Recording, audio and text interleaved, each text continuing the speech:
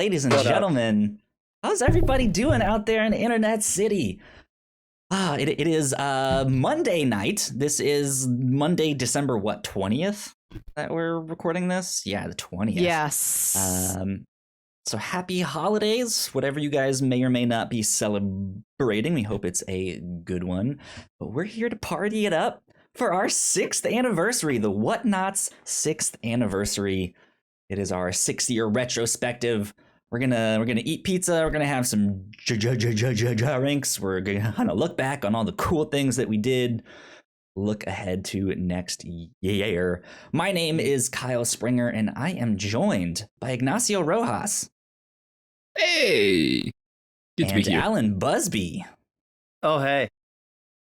And Melissa Wilkinson. Hello, friends. Yeah, you guys ready to party? You want to know how you know you're getting old? You want to know how you know you're officially an adult? How? Okay, how? The passage of time. You only care about the holidays because you get time off of work. Oh, no. Which is kind of how it was when you were a kid, too, right? Because it was like, oh, it's winter break. So, yeah, but trust me, when you're an adult though, like just getting that like 1 to 2 extra days off, you're like it somehow breathes all the life back into you. yeah.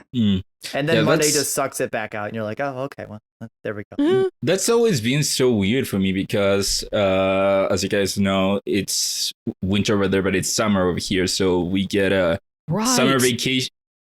So Christmas is during summer vacation. So, Kyle, you're saying that you get a couple of weeks off, but over here it's just you get to December and it's the holidays, but also you are out of school, so it's all joined together. Interesting. So one thing. There you go. So what's the temperature like out there right now? It's about what I told you yesterday, which was like 89, 90, something out there. I wish, man. I wish. I've spent a couple Christmases abroad. I spent one in Australia and one, I guess Hawaii's not a abroad, but like Hawaii, one of the states. Yeah, it's so far out there, though, it's right? climately abroad. It feels like such a different climate than any other place in the contiguous United States. It's 37 degrees here. Wow. So Yeah, 30s. Damn, you're close to I don't zero. think it's 31 right now in Richmond. Apparently, that's below zero. Apparently, it feels like, so it says 37, cloudy. It feels like it's 29. Wow. Right where I live, I have 12 miles per hour winds, and it's 80% humidity. So Wild. Yeah. Yeah, it's below zero. Happy holidays to everyone out there. We hope you guys are having a blast. Happy weathers. Yeah. Happy Monday. I know some of you guys out there. I know we're talking about the retrospective, but like since it's almost Christmas, I have to just also point out that like we can talk about whatever we want on here. We're just I just want to point out that like I never appreciated the people that they were like in Michigan, right? So like our Christmas is during like our bad snow. I never liked the people who were there where they don't like the snow, but they're like, well, it has to snow for Christmas. No, we don't need fucking snow. No. I don't want snow. Man, I wish I could get a white Christmas. No. Like snowy Christmas. I'm okay with snow like on Christmas Day because you're inside that day. Like you're not really going out. But like after that stuff, it's just like it's a hassle, right? But this is how silly all of you look. Everyone's like, oh my God, it needs to snow for Christmas. There's gotta be snow for Christmas. Then literally the day after Christmas, everyone's like, oh my God, I wish this snow would go away. I wish it would stop snowing. Like you wanted this shit. You wanted it to snow. Oh man, I want snow so bad. Yourself. I want snow so bad. Me and my father have talked about how nice it would be to be, for example, in New York for Christmas, but then we remember, no, it would be it would be so bad because Christmas for sure, it would be good. But then how do you get out of New York? Then if you were to go just spend Christmas there, it would be Wait, so Alan, you're in Michigan, you said? Yeah. So is Lake Michigan frozen? I mean, I don't live right at Lake Michigan. I'm probably like a good like 45, 50 minutes. I mean, I assume Lake Michigan's probably freezing. I don't think it's frozen because it's a big ass body of water. Yeah, but it is about zero. I don't think it yet, but like Ignacio, it takes a lot for like an entire lake to freeze. Like Lake Michigan's huge. Yeah, it would have to be like sustained at below freezing temperatures for like quite a while. Yeah. Yeah. Yeah. Sure. No. So, sure. Man, 2021. We're almost done with this year. This has been a stupid, freaking wild year. Yeah. Mm-hmm. Guys, the Game Stonks thing was this year. It's wild. It is wild to think that, and also it is wild how I remember I have the vivid memory being in San Francisco on the bus, listening to some podcast where they were discussing how all the GameStop stock was just going down and down, and me thinking, I could buy it, but why if it is gonna keep going down? I could buy some stock, but why? So wild. Yeah. This year has been crazy. This was also the year of the whole NFT debacle, the whole Activision scandals. Yeah. That stuff is just getting started. It just keeps going. Yeah. For me, this is the year where we started with Mephisto. There was no Mephisto.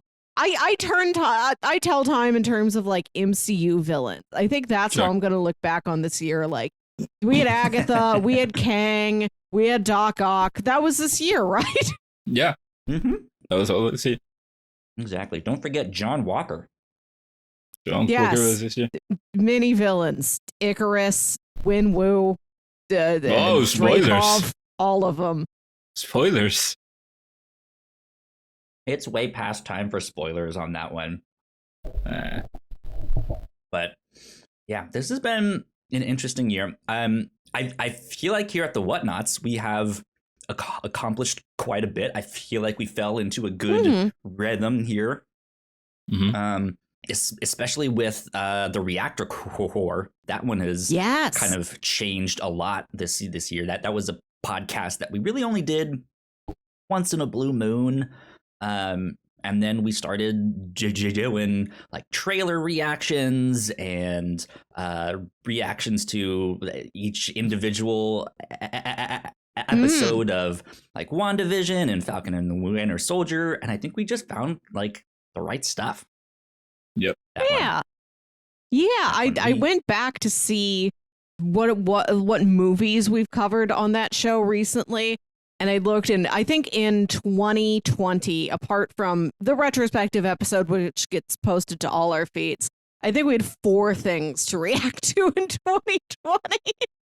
I think it was Birds of Prey, Scoob, Artemis Fowl, one other thing, I don't know. Last year, yeah, last year. And this year, it's like, we've had so many more movies. We started covering these shows every week. We've done like 50 episodes. We've done so many for Reactor Corps. That is a feed that has grown a lot. And I think with the way the media landscape is changing with these MCU Disney Plus shows, and then we'll have Star Wars shows Maybe we'll have DC stuff over on HBO Max. Like, that is a feed that I expect could be a lot more active in years to come.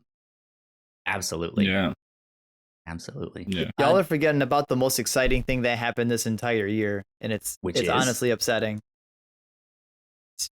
Dude, what? JoJo's Bizarre Adventure Part 6 came out. Oh my god, no one of these Yorks. Never heard of JoJo's. The Adventure's still Come bizarre? on, Alan. It hasn't normaled out yet? Alan, give me a JoJo pose, huh?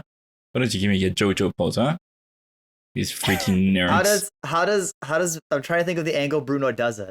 It's like an iconic meme phrase. It's freaking nerds. Right, Kyle? Hang on, the arrivederci. When he does his stand rush and he does I don't know yadi. Me neither. I know that there's a Jonathan Jotaro Joestar. Jonathan. Or does he do Joestar? It like this? No, I think it's this. I think he does. They have a lot of music references. and stuff. Yeah, like that. that's all I know. There's a lot of music references. Yeah. It's not Evangelion, right, Kyle? Hang on, It's no Evangelion, that's for sure. Evangelion. Hang on, let's Google JoJo poses. You have to throw one. Oh no, yeah, there we go. There we go. To guess. Okay, that looks like a figure skater. Some, like TikTok challenge to like match the pose, right? Oh god, some of these I literally be unable to do. Some of these are literally impossible. Wait, how the some of them are just yoga moves. One of them just does a downward dog. Some of these I literally could not do. Like I would die. That's cool that show has iconic poses. When I think of iconic poses from other things, it's like we've got the Black Widow like landing on 3 limbs. You've got the Superman with his hands on his hips, and I think that's all of them. I don't. No, you have the Spider-Man one, which. Yeah, Spider-Man's got one. Excuse me, it's called a superhero landing. It belongs to many people. This is true. Speaking of, I can't believe it happened this year. I tweeted about it the other day, but the Greg Miller feud happened this year. Yeah. Mm-hmm. So wow. We got our asses kicked. No, you guys got there. Yeah. No, what? I mean, I guess Alan and Gino got there. No, me. Alan and Gino got their asses kicked. Alan and Gino got their asses kicked. I am still a good person. I couldn't agree. Yeah, but Greg never sent you a game, so you kind of got ignored too. So son of a bitch lied to me. I think because you tweeted about it, Ignacio, I had someone tweet at me again because of that. That was just like more of Greg Miller's tweets. Yeah, I had a couple of people also tweet at me, "You're a good person." I've also had the occasional tweet. I still haven't beaten Greg Miller, and I still haven't. But yep, still haven't. Just because you don't want to get it done to yourself. I've platinum 2 of the 3 Persona dancing games. Yep. How many $1 platinum games have you platinumed? I found another Metroidvania game to play. So how many times have you platinumed? What was it? Touched by Mayo? Where's my Mayo?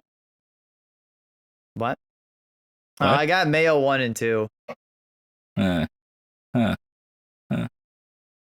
But I'm not like even Kyle Stevenson from the PlayStation Trophy Room. Like he just bought a bunch of like really easy platinum games. So like now he's got more platinums than me. But again, you just buy all the easy ones. Like, hey, once again, you wanna win, you gotta play at the level. You see, I don't try to like win trophies. I just collect them because it lets me just enjoy games more. But I get it. You prefer to take the long road, not the short road. I'm gonna be honest. I don't know if I'm gonna platinum Pray for the Gods because that game's kind of rough. But yeah, like I saw you tweeting about it. What is Pray for the Gods? I mean, I'm not really gonna like talk about it because I'm already making a video on it. But I mean, it's a bad analogy, but like it's pretty much a Shadow of the Colossus clone. But what it does different than Shadow of the Colossus is better than what that game does, but does it way worse than literally every other game that does what it does. And then when it copies Shadow of the Colossus, it does it nowhere near as well. So it's kind of stuck in this like limbo of like it's when you're exploring, it's way better, it's more immersive than Shadow of the Colossus, but then when you're doing Shadow of the Colossus things, it's nowhere near as good. But gotcha. I mean, I learned through researching a little bit that apparently the game was made by a studio of 3 people. So I mean, that's impressive. It's impressive. It's impressive, but also really shows you that, yeah, it was made by 3 people, and you can tell. But I'm looking at gameplay of this. Is straight up Shadow of the Colossus. It's straight up Shadow of the Colossus. Yeah, is this person trying to cling onto this giant being? Oh yeah, a hairy giant being, very reminiscent of Shadow of the Colossus. Why? Wow. Oh, it also has the weak points from Shadow of the Colossus. Yeah, but they're bells this time instead of they're bells instead of sigils, and instead of stabbing it and maintaining your stamina more aptly to stab it, you honestly, it's kind of base. You don't even actually hold the button to do stamina grabs. You just click the button, you just hold on to it. And then when the the god shakes, all you do is just you don't even like have to stare stuff. You just mash the button and it just prevents your stamina from really dropping. And then when it starts moving, you just press square once to attack. They lift the bell up, you press it again, they slam it down, you do it 3 times and that's it. Like, it's kind of underwhelming. Like I even like replayed like the first 9 bosses of Shadow of the Colossus to get like comparison footage and like other footage to compare it. And yeah, like Shadow of the Colossus just has a more solid, like it just feels like it's more dramatic and it has more stakes. Like Prey, I can sit there and like watch a video and I can kind of play, like when I'm on a Colossus or God or whatever, I can play one-handed. Like I don't really need to like pay attention to what's going on. We're in Shadow, I'm constantly like trying to find good footing and make sure my stamina doesn't run out. Like it just feels more dramatic. Yeah. Gotcha. But it's weird because like Prey's fun, but it's not, but it is. Sounds like you're almost done with that game. Oh no, I already finished it. Oh, you finished it? Okay. Oh, yeah. So what are you planning to play on your winter break then? Are you hoping to like catch up on some stuff? What's the deal with that? Well, I'm gonna try to finish my Prey video like in the next day or so, but then during the small break of 4 days, I'm probably going to finish up doing stuff in Persona 4 dancing game because I want to be done with those, and then I will probably. Oh man, see, I have so many games to play. I'll probably do my game of the year video, and then I will probably just play. I forgot the name of it. It's a new Metroidvania game that came out. It's like Labyrinth something. It's got like some long name. Because obviously I gotta just play another Metroidvania because obviously. Okay. Still no Silk Song. That's why. That was. Nope. Our last Nintendo Direct of the year, Nintendo Indie Showcase, we got clowned at the end of the year. Yep. That one game though that where you play as Death and it looked like a Metroidvania, that looked neat though.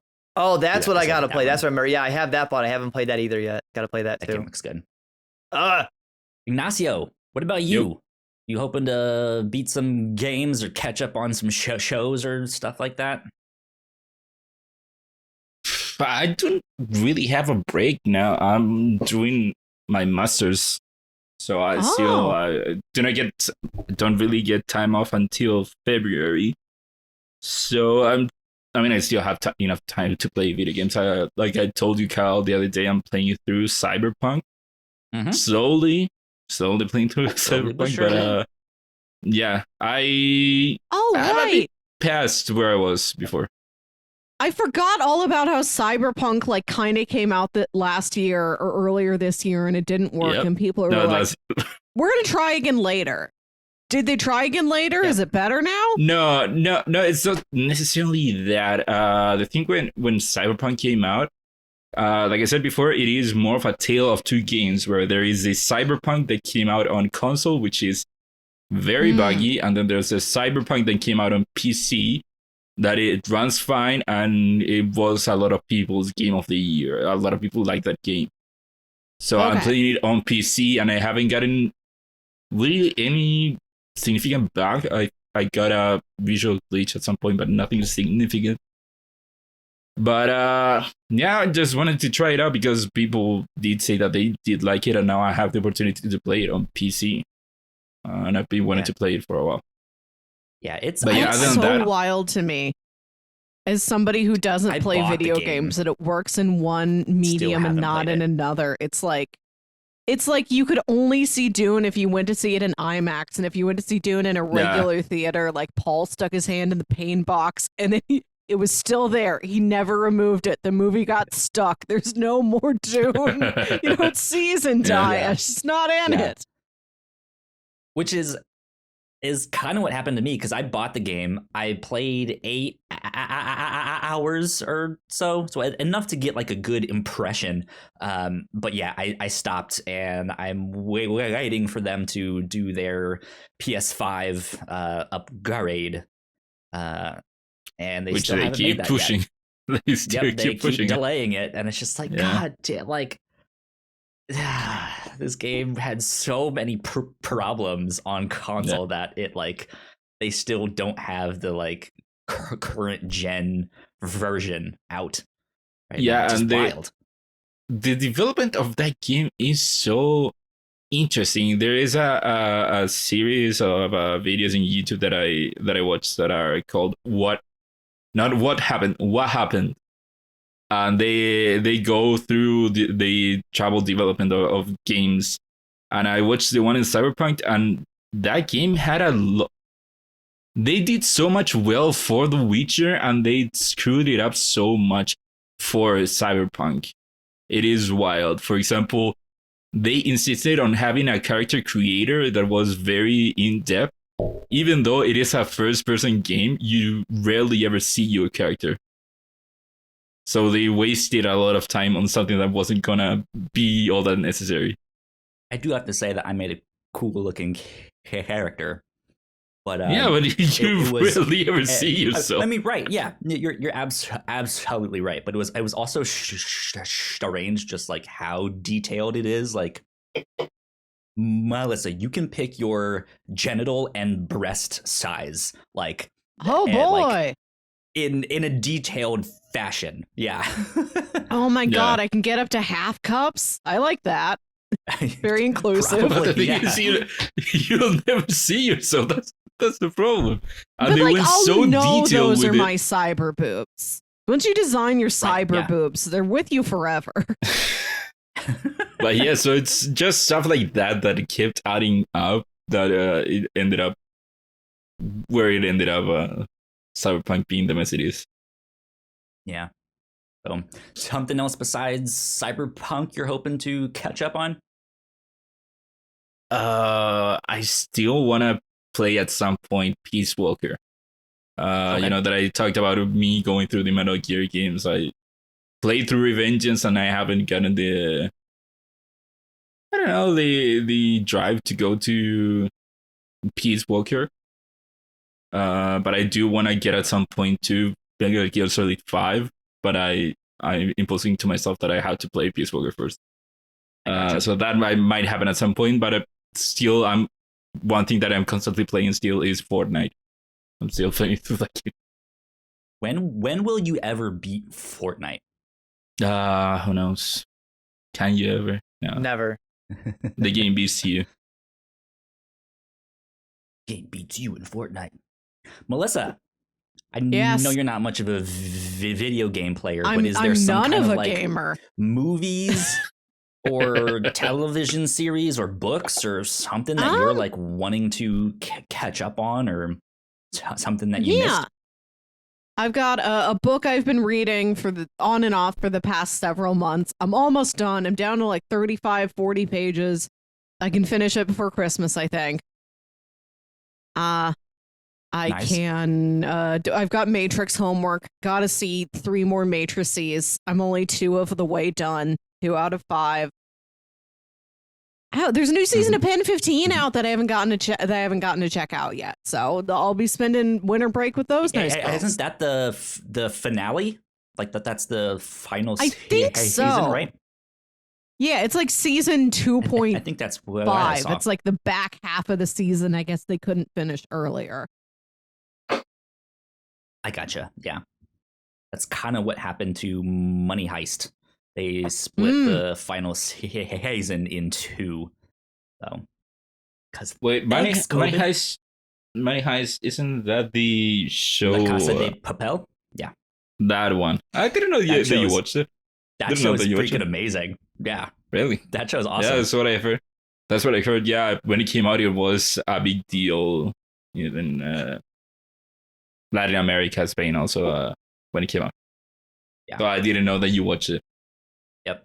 Dude, we have an episode of the Reactor Corps where I'm basically explaining the plot of the first three seasons of that show to Melissa, who hasn't seen it. And it's like one of our highest performing episodes, like, wow. period. Yeah. Wow. Yeah.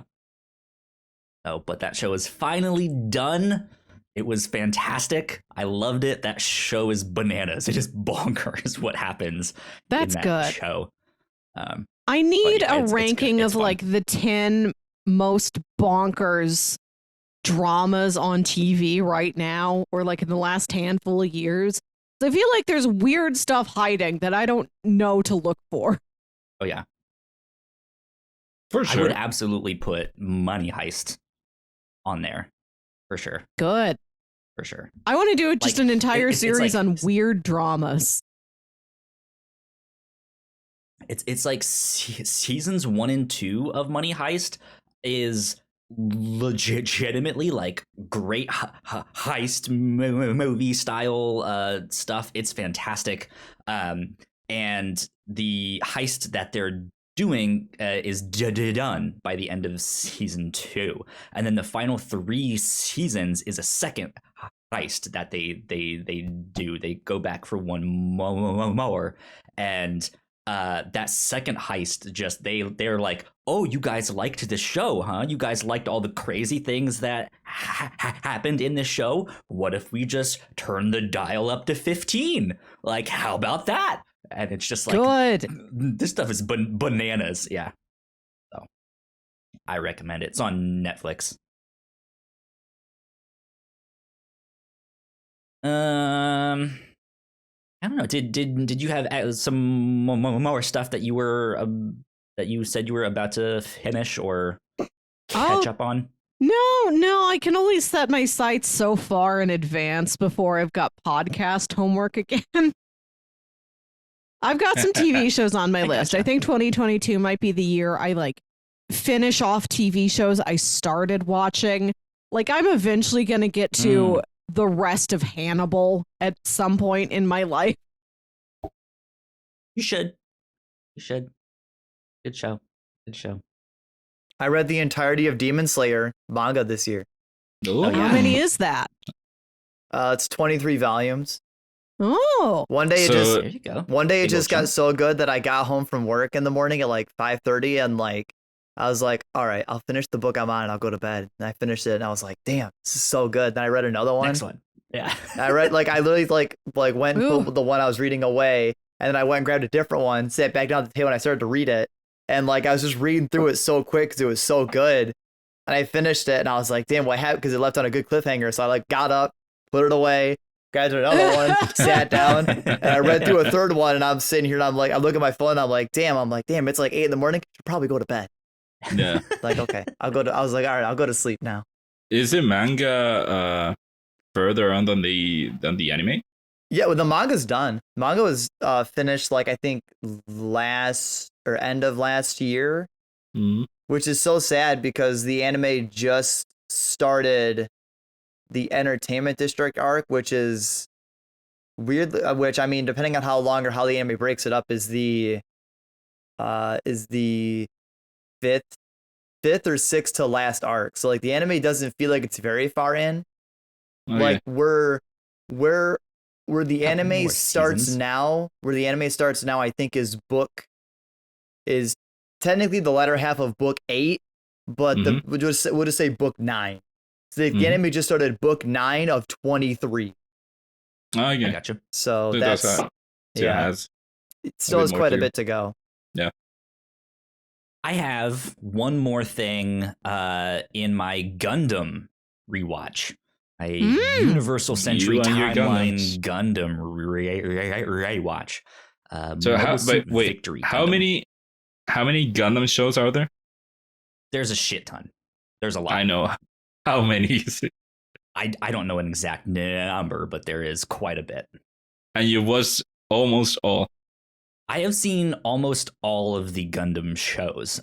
I haven't really seen any of the like super deformed ones where they're like the smaller chibi looking things, and I haven't seen the ones where it's more about building the models. Like they have shows where like the Gundam is such a weird franchise, right? Where it started out as this show that is like very anti-war. It's supposed to like, it's not supposed to be like, wow, cool giant robot. It's like, oh shit, that's a giant robot. Humanity is, oh god, we're fucked. Like that's what the show is supposed to be. And god, they make great toys. And that's what they figured out real fast, of like, we can sell toys, we can sell models, all that stuff. And then that became real popular, to like build all of these Gundam models and stuff like that.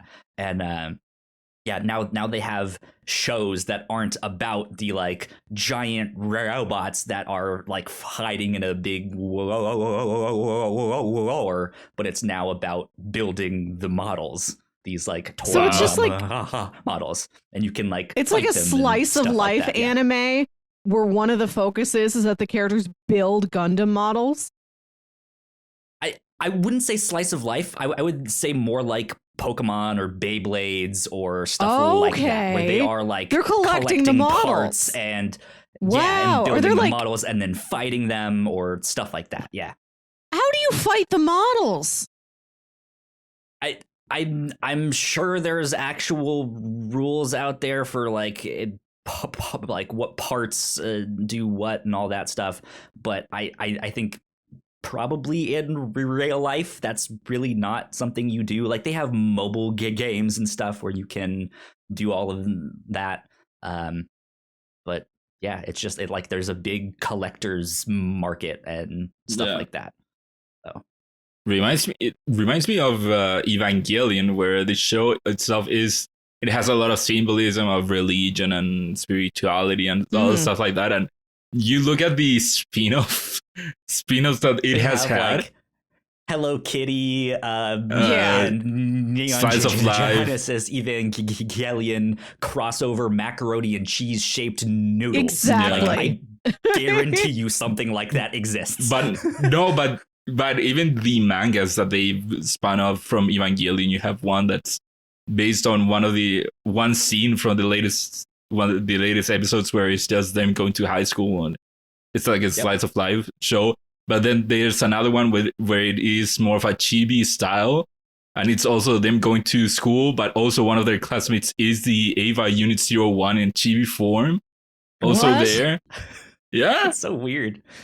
Yeah, and it's a lot of stuff like that. And there was a game where the objective of the game was to basically schedule the day of Ray. Schedule the third impact. No, it's not even that. It's you are in charge of Ray, and you have to schedule every day all of your days. And they spun off a manga out of that concept. That's so weird. Yeah. Evangelion mangas are so weird. Yeah. There's so much merchandise and stuff like that. Yeah. Speaking of giant robots and stuff like that, though, my girlfriend got me a birthday present that finally arrived today because it came all the way from Russia. It is back here on my set. Oh my god, there it is! Look! He said. Oh, that's a Gundam. Wow. It is a neon sign of the Gundam. Wow. RX-78 Mobile Suit Gundam. So, you said this was for Christmas? This is for my birthday back in November. Yeah. That is very I was gonna say your girlfriend. So your girlfriend got you a Gundam LED thing or neon thing, and then your parents also got you another Gundam. Wow, you've got a brand. I wish I had a brand that distinct. My parents can't buy me a mold. Is that him? Psycho Gundam. This is Psycho Gundam. This is one of the bad guys from Mobile Suit Zeta Gundam. Do I have my Lord and Savior? This is like the actual size of them. Like, this is the good guy one. This is the bad guy one. Oh, man. Yeah. That's good that they're to scale. Wait, so are they both in the same scale? So in the show they would have that Oh, you height got difference? some sort of spiky Pretty boy, much, yeah. Alan. Who's that? Yeah. Oh, it's Naruto. No, this is this is Broly. this is our Lord and Savior Dio Brando from JoJo's. Oh, the Okay. vampire guy. Marlon He's a Brando's vampire. in an anime? He's a vampire and a stand Oh. user and a philosopher. Philosopher vampire. Oh, and he's a lawyer. I forgot. In part 1, Dio actually graduated from university with a law degree. I like that. I like that some of is- whatever JoJo's are also esquires. Like, you can't see it, but like, look at his abs. You can't see it, but look at him. Don't you believe he's a lawyer? You kind of see Yeah. the His lawyer abs. energy. Do you believe he's a vampire lawyer? He is a vampire. I'd watch Vampire Lawyer. Ah, there we go. I don't have Good old figures. I've got Goku or He is a something like vampire. that. I have this tiny Uhura. She's a magnet. She's stuck to one of my lamps and she keeps us company. What, That's all I have. What Super Saiyan thing is that, Ignacio? This is Super Saiyan 4 Gogeta. Super Saiyan 4 Gogeta.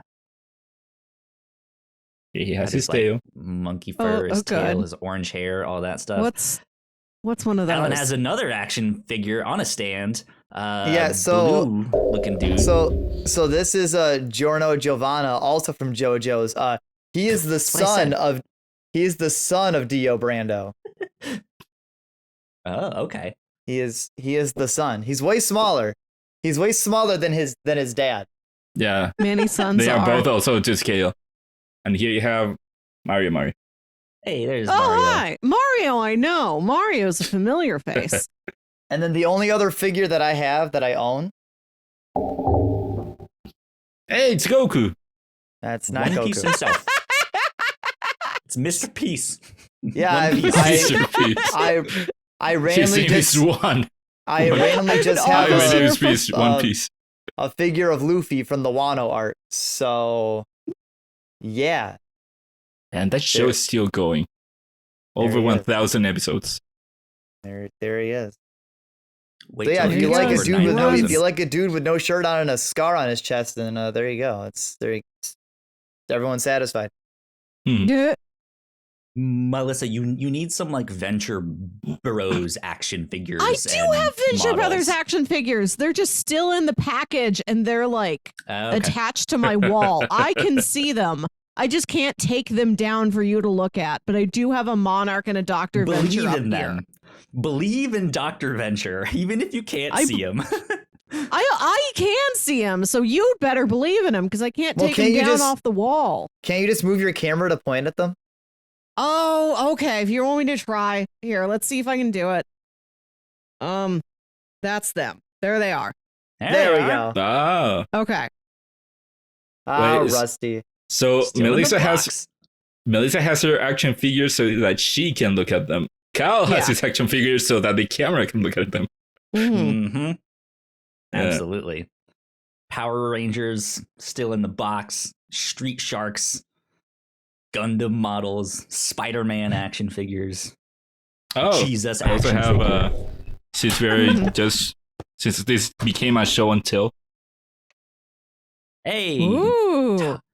Digimon Tamagotchi Nice. things. I am Yep. going to go get one unique collectible I have.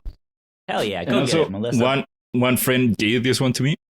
This is one of the original ones. I'm waiting for like my Fitbit Digimon thing that a friend convinced me to buy. That you can use. Oh, Like, you got one! Yeah, they can use like the V Nice. cards and stuff. Yeah.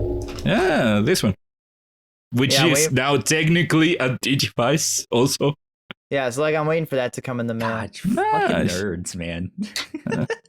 I We're all recommend a you bunch of buying. nerds. I recommend you buying a strap. This is not an official strap. This is from like a Samsung Gear or something. Well, doesn't it come with one? It's not a good one. Got it. It's not good quality. Well, where should I buy that good ass strap, Ignacio? Strap. This is a Samsung Gear and something. It's from a Fitbit something. You can look it up. That It fits perfectly. That narrowed it down. I have a John Locke bobblehead from Lost. I also have Richard Alpert and the guy from the Dharma initiation orientation videos. I've got Marvin Candle. And this is one of my prized possessions. My brother brought this back to me from his honeymoon in Mexico. It's a small statuette of Homer Simpson, but if he were Iron Man. Wow. That's awesome. I don't know why it exists, but he saw it and he's like, Melissa needs to have this. And I do. It's perfect. He's a presentation piece. I keep him out where guests can see him. You're a Simpsons fan. You're the Marvel fan. It's just everything rolled into one. Yeah. He's so Alan, unnecessary. I love him. So Alan, you wanted to know Samsung Gear Fit 2 Pro. Got it. I know you won't even try to get one. Well, I was already like looking up wrist strap. You should try to get that one. That one works perfectly. Yeah, I'll look that one up. You do have to cut some holes though. No. Why is it so much Trust extra? me, it is way better than the one that comes with the Why thing. can't it just come with holes in it? Why do I gotta cut one out? Because it's not made for that. Hey, so when are we gonna check in on our video game fantasy draft? I don't know. Because we should. I think it's done. I think we already know I won. Well, I don't know that. Well, now you know. Yeah. Oldie World almost screwed me. Yeah, Ignacio barely squeezed out the W. Barely. Yeah. Oldie World could have fucked it's me. It's close, honestly. If the gunk would have done well, I would have been screwed. I think if the gunk would have gotten a 76 or higher, Kyle, you would have won. Yeah.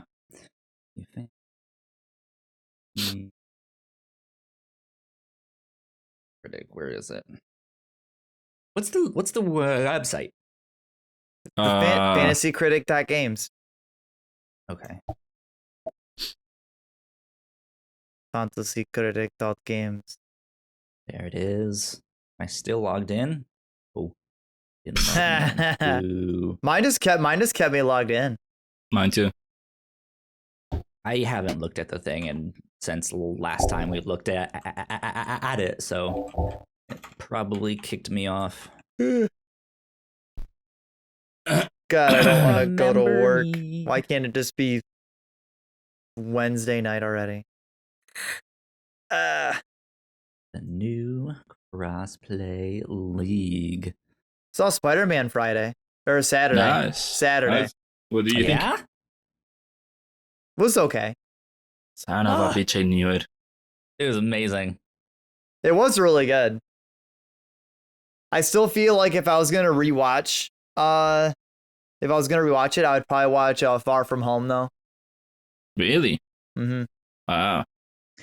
It's an interesting one. So no spoilers or stuff like that, but it's more of an end game type of movie than it is like Winter Soldiers. And like I feel like Winter Soldier or like the first Avengers film or something like that is more rewatchable. Homecoming is more rewatchable because there's just so much fan service in this one. But that also just makes it like so fucking cool that it exists. Yeah. It's like this is great. Yeah. My only other personal problem is I just feel like the movie was just all over the place. All over the place.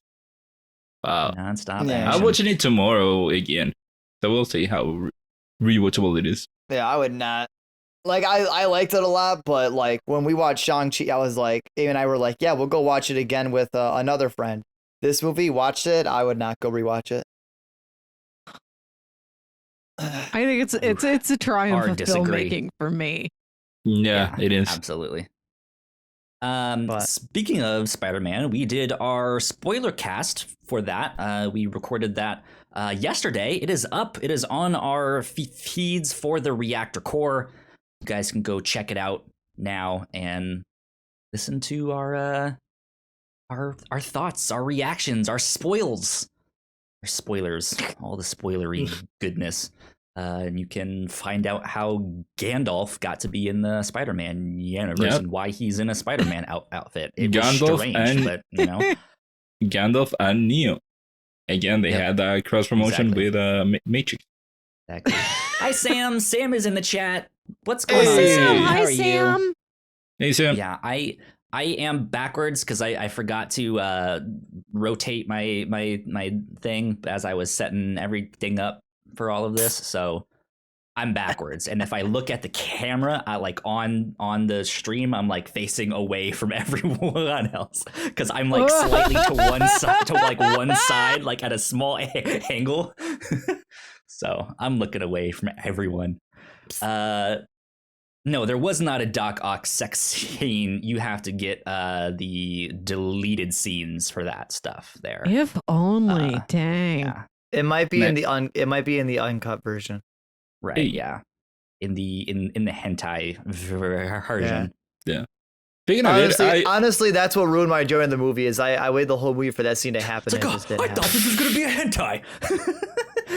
You telling me there's a guy with octopus arms? Again, when previews start, if a preview says nudity or partial nudity, you know it's gonna be good. If I see a movie that says rated R and there's not even partial nudity, I'm like, yeah, this is a bummer, man. Speaking of nudity, Kyle, I wanted to update you that I've gotten all the way up to The Matrix Reloaded. I was not aware of what a horny movie that was. Nobody told me. Yep. What is they are some horny movies. I can't remember during the previews. I can't remember if it was the Robert Pattinson Batman movie or if it's Jared Leto's Morbius movie. One of those trailers was not rated R, and I was like, what the fuck? Probably Morbius. Oh, it's probably Morbius. No. Yeah. This Batman is going to be an R. R-rated Batman. This is going to be brutal. God, why is Morbius not rated R? The movie's going to suck being PG. Because it's Sony. Because it's the same people that made Venom. Yeah. Also, without even talking about it, like, what's everyone's excitement for the Robert Pattinson Batman? Are you like stoked? Oh, super excited. I'm stoked. Yeah. I'm in for it. Every time that trailer comes on in the movies, I tell Amy, I'm like, that movie looks fucking amazing. Like, I'm excited to see it. And she's like, that movie does not. She goes, that trailer shows all the good parts and that's it. The movie's gonna suck. And I'm like, dude, that trailer looks I don't great. think the so. trailer hasn't shown anything of like what the mystery is, what the riddle is, but like all that stuff's supposed to be. Like, why is Penguin there? Yeah. Is her definition of the good part a question mark drawn in cappuccino foam? And she's like, now why will I see the entire movie? I saw that. I saw the was Riddler all along. Right, there it is. I've already broken my Marvel thing. Like, we watched Spider-Man, but like we just completely fucking skipped the Eternals because fuck that movie. Just like I didn't see it, but Eternals just still looked shitty. You could.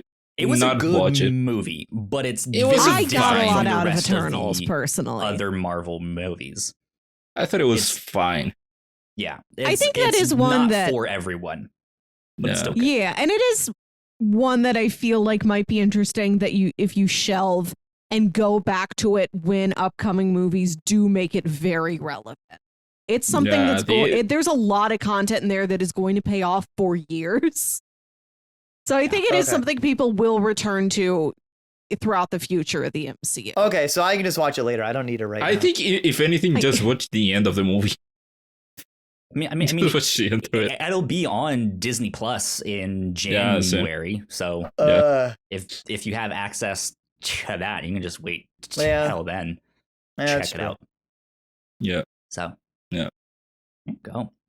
Speaking of previews, it's so wild that whenever you watch trailers or previews in the movie theaters over there, you get the what is it, the MPAA warning? Mm-hmm. Yeah. Yep. Before every trailer. Wow. after seeing Spider-Man Spider-Man in theaters, it made me realize that like I like missed the pandemic because now I realize why I'm not a movie person and why I don't get on the excitement with everybody else, because that theater was like not completely packed, but it had a lot of people, and I fucking hated it. Wow. I don't know who this fucking woman behind me while we were watching the movie who had to eat her fucking bag of candy like she was in a fucking, like she was trying to like make her candy sound louder than the movie. Like I'm gonna turn around and revoke like, your fucking. I'm gonna turn around and crinkle in the bag and all part of me was like, I'm gonna fucking turn around and revoke your fucking snack privileges. You won't shut up. Alan, you know how you fix that? You eat too. You also eat. Everyone eats. That's how you solve it. What? You're watching a movie See like multiple times. Yeah. When you sit down and the lights go out, you shut the fuck up. No, you shut the fuck up, but you also eat. No, you learn to eat fucking quietly. You're not. This isn't fucking some sound competition where you're like, all right, who's the loudest snack eater? I went to the movies today. I had the day off. I wanted to go see Nightmare Alley, Guillermo del Toro's new movie, in the middle of the day with like, I think there were like 3 other people when I bought my tickets. And when I got there were like, it was maybe 8 other people. It was still pretty sparse. But I was sitting near this one old lady sitting there eating her popcorn, who would just very quietly every once in a while go, "Oh no, oh dear." It was great to hear the movie through her, with her all of her quiet concern, quiet but audible concern. Okay, yeah. Sam is correct. We're still in the pandemic. I miss a more critical time in the pandemic. I miss when the pandemic kind of like would subside just enough that like theaters would open, but like no one was in there. Like, can we go back to that? Can we like kind of stay there? Where like there's not we went to the mall. We went to the mall to see the movie, and the second I saw the parking and we walked in there, I was like, fuck, there's too many people. Can the pandemic kind of spike back up where people just don't go anywhere again? Like, just wait a couple of weeks.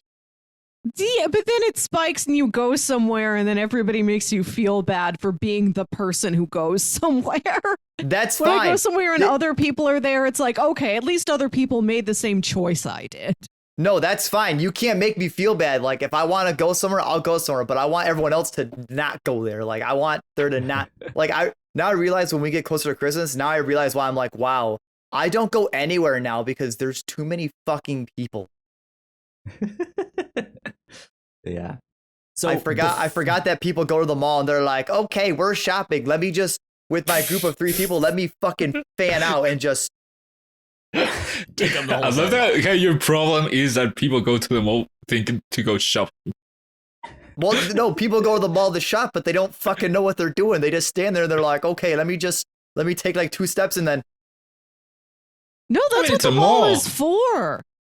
It's a place to wander, to imagine, to dream, to stop and look at every sparkly little thing you pass by. No, before you go somewhere, you have to have a plan of action. You don't sit there and be like, I'm just going to go and just...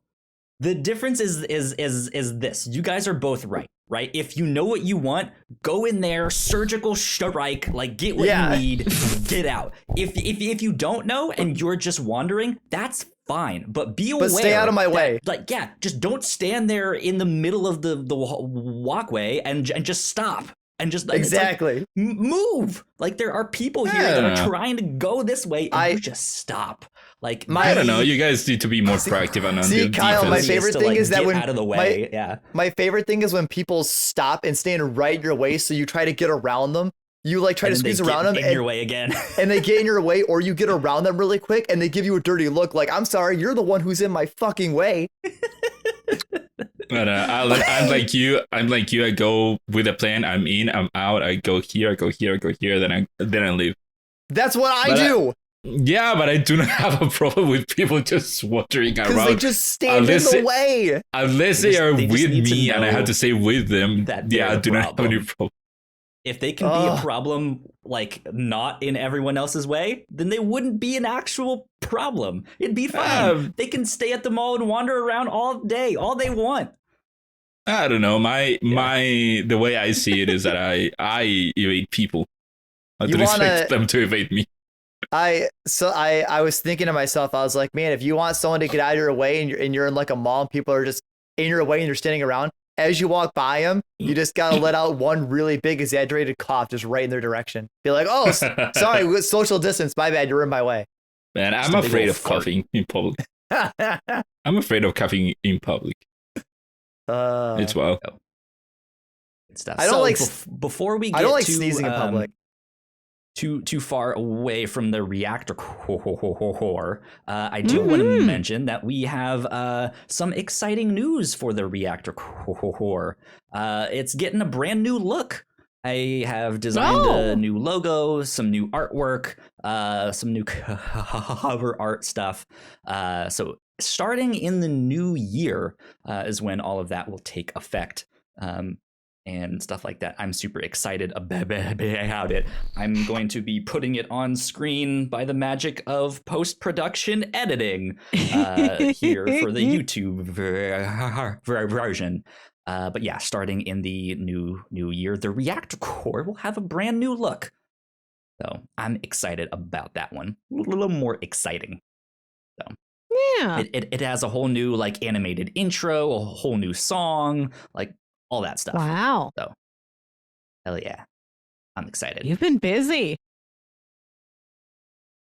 One of the things I've been working on and planning and stuff like that. But yeah. You have so many secrets. Ooh, very, very sneaky. No, I mean, there's things about a number of the shows that I'm like wanting to update and stuff like that. Like all of our animated backgrounds and stuff. Like, I mean, you can see on what we have now, it's just like scrolling text and stuff like that. And that's worked fine for us. I have no like rush to update those, but it would also be kind of cool if each show had their like unique thing and it wasn't all necessarily like the same design of just scrolling text and color that the show is. So yeah, working on stuff, but that is kind of the big major one right now is that the Reactor Corps is getting a brand new look, same great taste, new box, new look. Are good. Like, I think my cats are I think my cats are stupid. Are they like fighting I fed them at 6. Their feed time. Yeah. I fed them at 6. They don't get fed till 9. And for some reason, they're both just sitting on the arms of the couch, just hovering over me, being like, "Is it time to eat yet, Father?" Like, no, you have an hour and a half. What are you stalking me for? Cats. Funny. Cats Literally, I'm sitting here and I'm like That's listening, and then all of a sudden, out of my corner of my eye, I'm like, and both of my cats are sitting here. just straight faced, like, what are Just you doing? the Alan? whole time, like, can you stop staring at me? Go feed yourself. Oh wait, you can't. Ignacio, Yep. are you much of a pet person? Do you have pets? Did you have pets? I do Growing not up? currently have any pets, but I did have a dog at one point when I was a kid. I'm more of a dog person. I do not get people that like cats. Just do not get it. Especially people that attribute characteristics on, I don't know, let's say, oh, my cat is this kind of, or has this personality, or is such a snuggler, or whatever, stuff like that. And when I see a cat, they just That's couldn't not care bad any at less. all. That's what dogs Like- do too. Like all Cats and dogs they very much have personalities. No. Dogs, they are there for you. They will play. They will be happy. They will be sad. They will be playful. They will be all these things. Cats couldn't give any shit about you or anything. Yeah, but dogs are super annoying because they just bark. They just, that's like me saying, yeah, like cats just meow. Yeah, but dogs are like really. I mean, I'll admit, cats super annoying as well. But dogs require way less cats require way less maintenance. Yeah, because they do not give a shit about you. They are Exactly. there. Dogs are like high maintenance. They're needy. Like, oh my god. So Like, no, why do you have a pet then? I don't know. Mr. Yasman is in the chat. Yaz, what's up? How are you? What up, yes? Hello. Yaz, are you a dog person or a cat person? See, the cat doesn't even want to be there. That's because he She was wants like- food. That's because he wants food. Yeah, exactly. It does it only because he wants something. He'll Good kangaroo stuff. kick.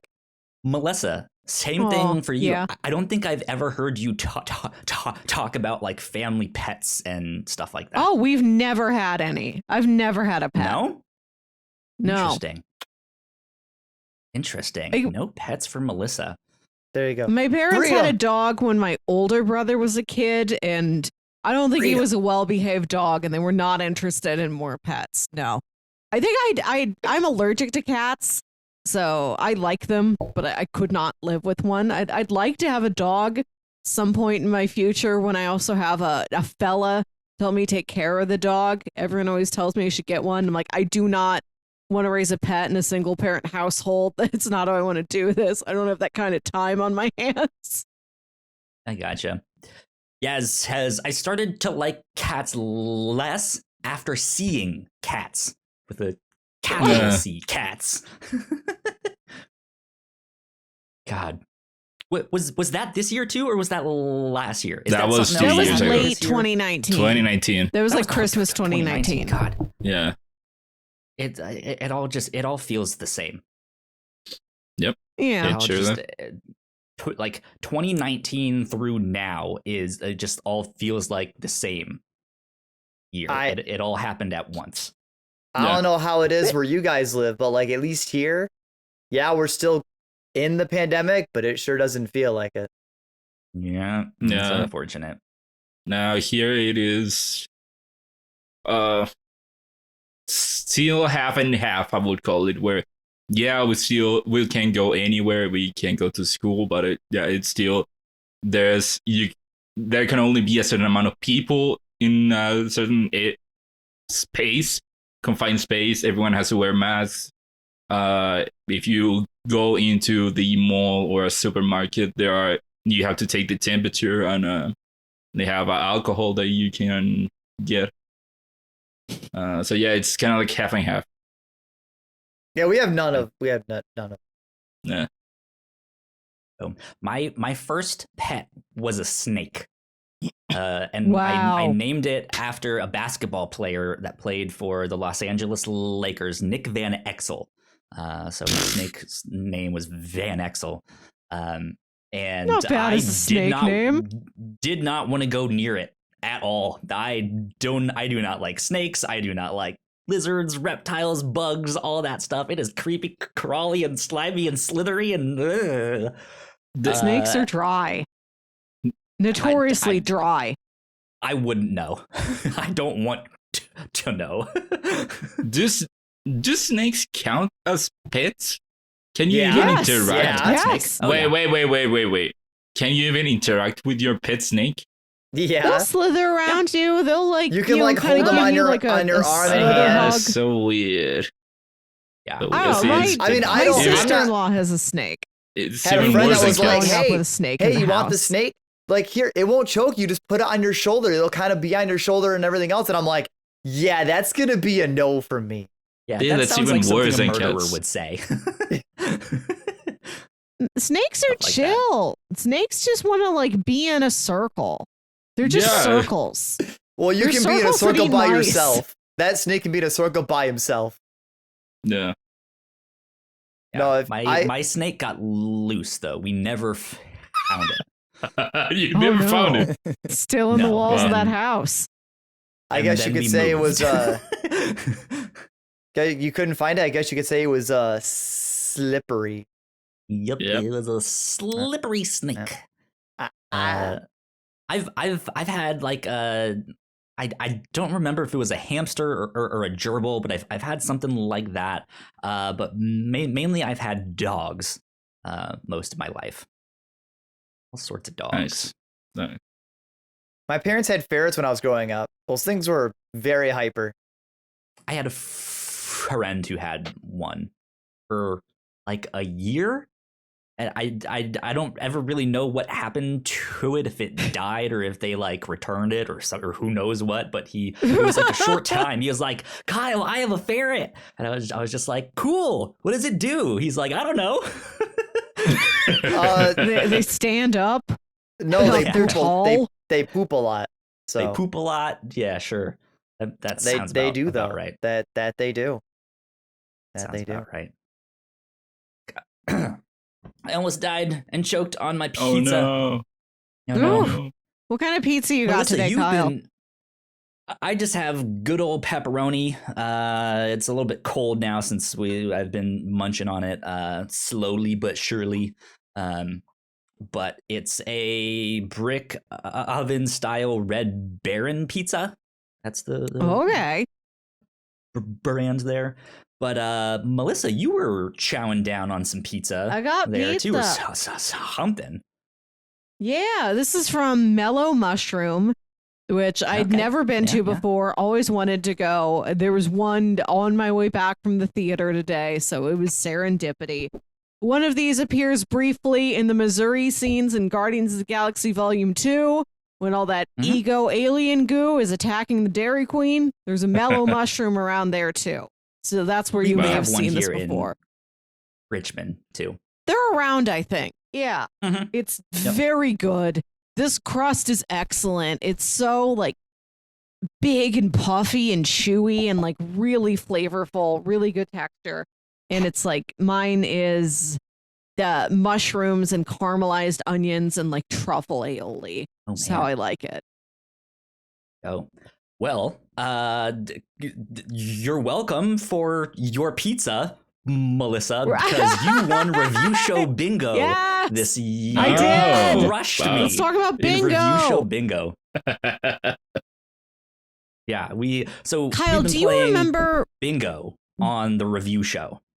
Do I remember? Do you what? remember when we started this? Because it wasn't right at the beginning of the year. It was sometime in spring. It was like late spring, kind of early summer is when we actually started it. I don't remember. I think exactly, it was around the time when Melissa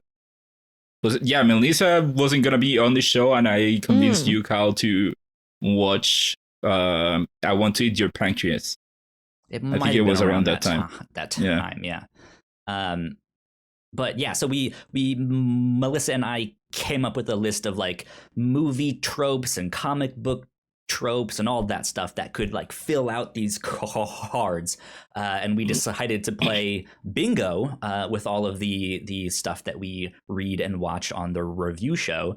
And yeah, you crushed me. You had like 9 bingos and I had like 2. It was awful. Yeah, I had 9. Yeah, I got dominated. But Let's go next over year. these. I wanted to read these. Huh? Okay, yeah. Well, Yeah, well, like you were saying, next we're going to do it again Actually- next year. We're going to expand from a 5 by. While you're pulling that up, I think. Yeah, it's almost Alan might need to 7:50. get Oh. going soon. Yeah, here. okay. almost 7:50. So just because I don't know how long this segment will be. So since it's almost 7:50, I will. Yeah. Because then I gotta be up till 5 in the morning. So Wow. while all of you get to sleep and rest and relax, be comfy, I have to work. Go do all of that Oh. stuff. Yeah. Well, thank you for being here on our 6th anniversary retrospective. It was a blast.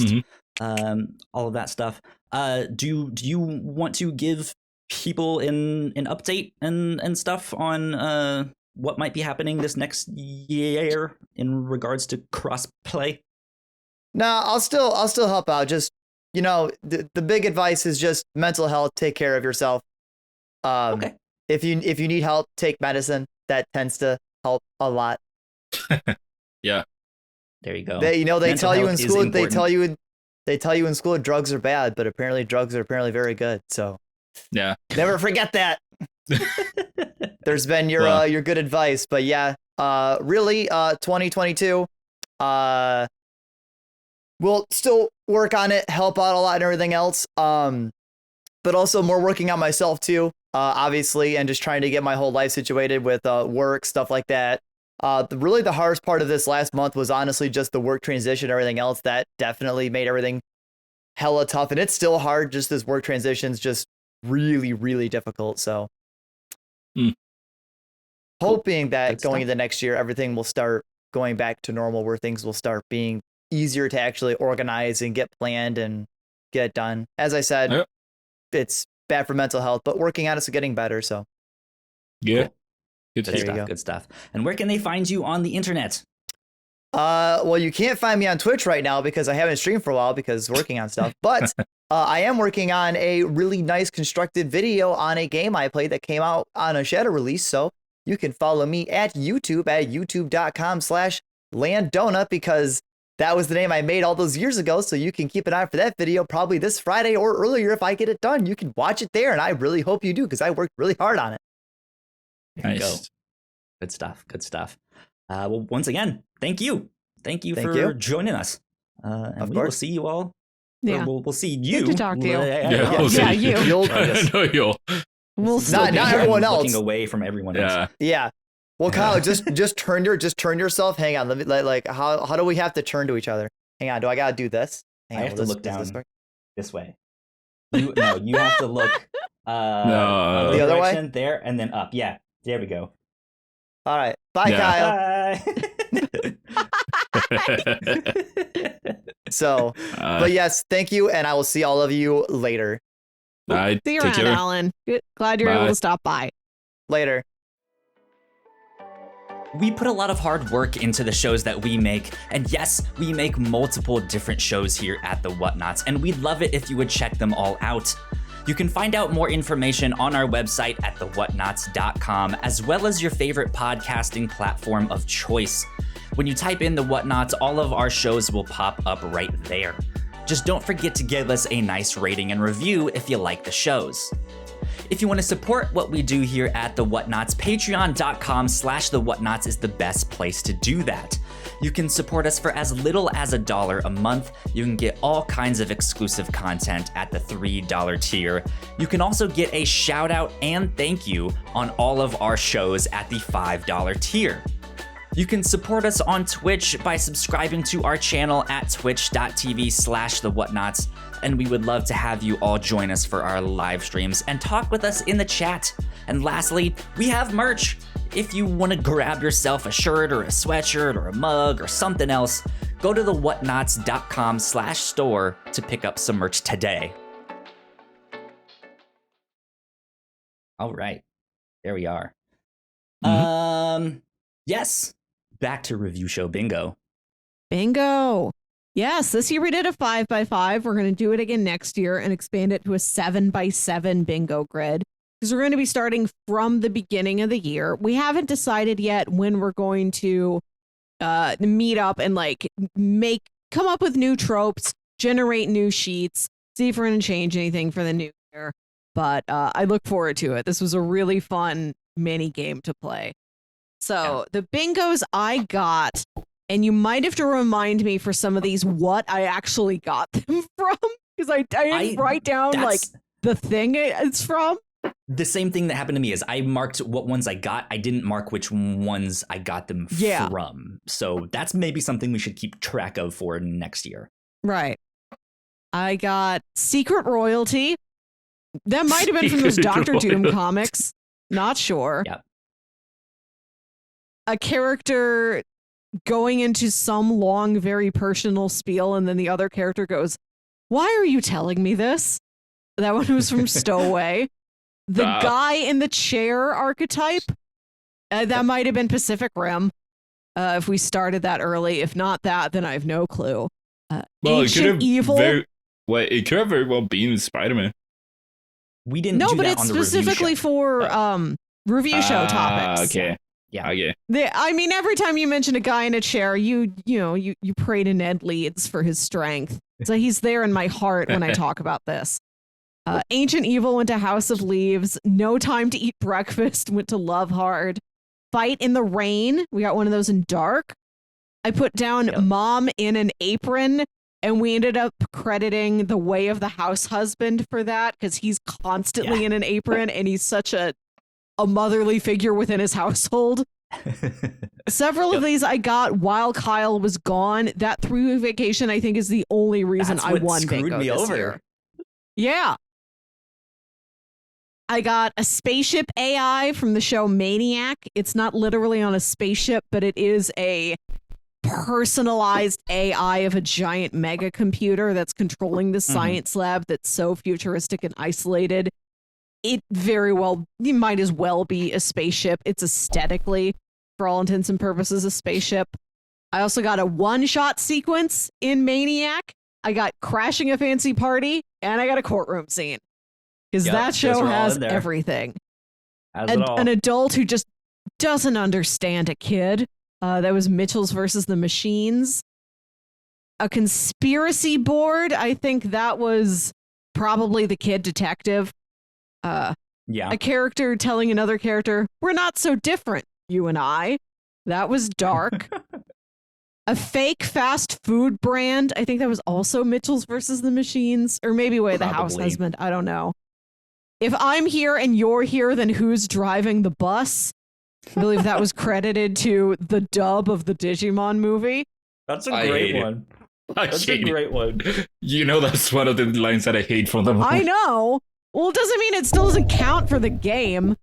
We don't take quality into account. It's just, did it happen? For good or for ill, did it happen? A ghost? We got plenty of those in October. You know, we had Beetlejuice. We had Lake Mungo. A villain lair. We had our boy Dr. Doom this year. Doom delivers on layers. Finally, an actor as themselves. We had Mark Lynn Baker from Perfect Strangers playing himself in The Leftovers. Meeting Yourself from Another Time. We had Dark and Looper. A Prodigy. I think I credited that to Mako Mori. Again, don't remember if this bingo sheet dates back to when we did Pacific Rim or not. I didn't date this. And then Tall Guy and Small Guy. Tall Guy and Small Guy are friends. Which could be credited to Halt and Catch Fire. But when I crossed it off, it was for a comic series that I read while you were gone, Kyle, called Check Please. Where is in fact a romance between tall hockey player, small hockey player. There you go. You had a total of 9 bingos. Yes. Is what you had, right? 9 bingos. So how does that work? What do you mean 9 bingos if you just listed a ton of we just keep crossing things off on these sheets. Normally when you're playing bingo, you get to 5 in a row and then that's it. You've won the bingo.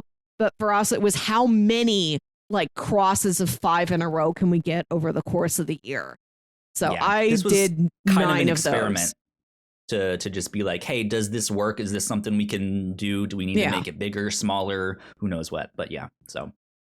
Wait, so did you get then 45 of choke? Yeah. Well, if it's it's 25 things. One of them's a free space. Contributed to. Yeah, I got altogether 22 different things. If they're crossing, then some of them would share the same tiles. Got it. Yeah. So on mine, I only had 2 bingos. Because we had completely different. We had some things in common, but we both picked our own favorites from the trope list and generated our own bingos. We did. So I had a training montage, which like I said, I didn't write down what I think we had one of those in Way of the House Husband. I could see something like that. Yeah, just some kind of training montage. You mentioned No Time to Eat Breakfast, which we found in Love Hard. I had my furry square. Then we had The Sound of Cicadas, which is basically any anime ever. So we had that one, and then character gets stuck with a kid, which I don't that might be Mitchell's versus the Machines, but I don't know. It's their own children. But they got stuck with them. It was like the first one of the first things we covered. Oh, I don't. Maybe it was Pacific Rim. Who knows? But then we also had an awkward hand touch. where like they accidentally touch hands as they like spill something. And it's like, oh, Yeah. senpai, oh my god. Yeah, we had that one. You already mentioned Mom in an Apron from Way of the House Husband is what we got. A mysterious scar is what I had one there. And last but not least, titties. We just had a square that said titties. I've been thinking ahead to what things I want on my bingo sheet for next year. I've got a short list of a couple I want to add, and I thought about adding a penis I should be able to see, but I don't. That's good. That's good. I like that one. But I don't know. Maybe I would. But can't. I thought about writing down like Austin Powers' honeymoon scene. You know, when like him and Vanessa are walking around naked and they just keep holding up all of these different ridiculous props. Covering it, yeah. I thought about putting down like that equivalent, just egregious genital coverage from like, there's no reason that prop needs to be in the shot. There's no reason you needed to film from this angle. Except for that, you know, there's like a butt we're not supposed to look at. Yeah. God, so funny. Yeah, we'll have to come up like in, I guess, either over the break or like at the start of the new year, we'll have to come up with some more stuff to put on our list of possible tropes we could fill out our cards with and then make new cards for the new year. And I think you already mentioned, right, that we're expanding it to a 7x7 thing. Because this We've said it several times. 5x5. Yeah. All right, cool. Didn't remember if you had said that or not, but yeah, this is a very fun edition. Yeah, I'm happy we had this. Good idea. Definitely. Let's see. Speaking of the review show, you want to mention a few highlights? Because yes, let's see. Normally on our retrospective, this is kind of where we've done our like end of the year review show awards, where we talk about our like least favorite thing we covered, or our most favorite thing we covered, or the thing we most want to go back to, which is actually one we missed. Or like best supporting character, all sorts of stuff like that. But we decided to put that in its own separate podcast, specifically for the review show. So do you kind of want to mention a few of the highlights of that? A few shout outs? Yeah, we did a special review show wrap up episode where we went through everything we covered over the year. We listed some of our favorite titles, some of our favorite performances. We talked about actors we really admired. We handed out awards, the Skin Boy Memorial Award for Best Supporting Player. We listed our dream dates. I read off the playlist, the themed playlist I make every year. So there's like a fun hour of us just reflecting on our review show content this year. And we covered a lot of exciting things. It was good. We had a good year. Yeah. Would you list some of your favorites, Kyle? Yeah. Pull up my notes here. So some of my favorite stuff that we covered this year, I think a favorite of both of ours was Halt and Catch Fire. Yes, this in was my heart forever. Drama that aired on AMC back in the day. There was only 4 seasons. It was by back in the day, we mean 2014. Yeah, I mean that feels a lot longer ago than like, I don't know. Time is weird. I was gonna say it feels a lot longer ago than 2019, which it is, but it also doesn't feel like that at all. I think that was from 2014. Mr. Robot was 2015. I feel like Leftovers was 2017. Dark's from around there. Yeah, most of the shows we've covered have been like a mid 2010s, except for Venture Brothers, which started in like 2003 and has been slowly chugging along to a conclusion. Yep. But yeah, Halt and Catch Fire was phenomenal. We kind of did that as a counterpart to Mr. Robot, which we covered the year before. They're good compliments to each other. Yeah. Good character drama set in like the early computer boom. And yeah, it was good. It was fun. Like all of those characters and all of those performances are fantastic. So shout out to Halt and Catch Fire. I also really liked Looper, which we covered in September for Shame-tember. I pitched this one because it was a film that I was ashamed to have said that I hadn't seen it yet, and I knew I was really gonna like it. And yeah, we ended up watching that one, and I freaking loved that one. I was just like, I knew I would love this, and I did, and it's so good. I love it.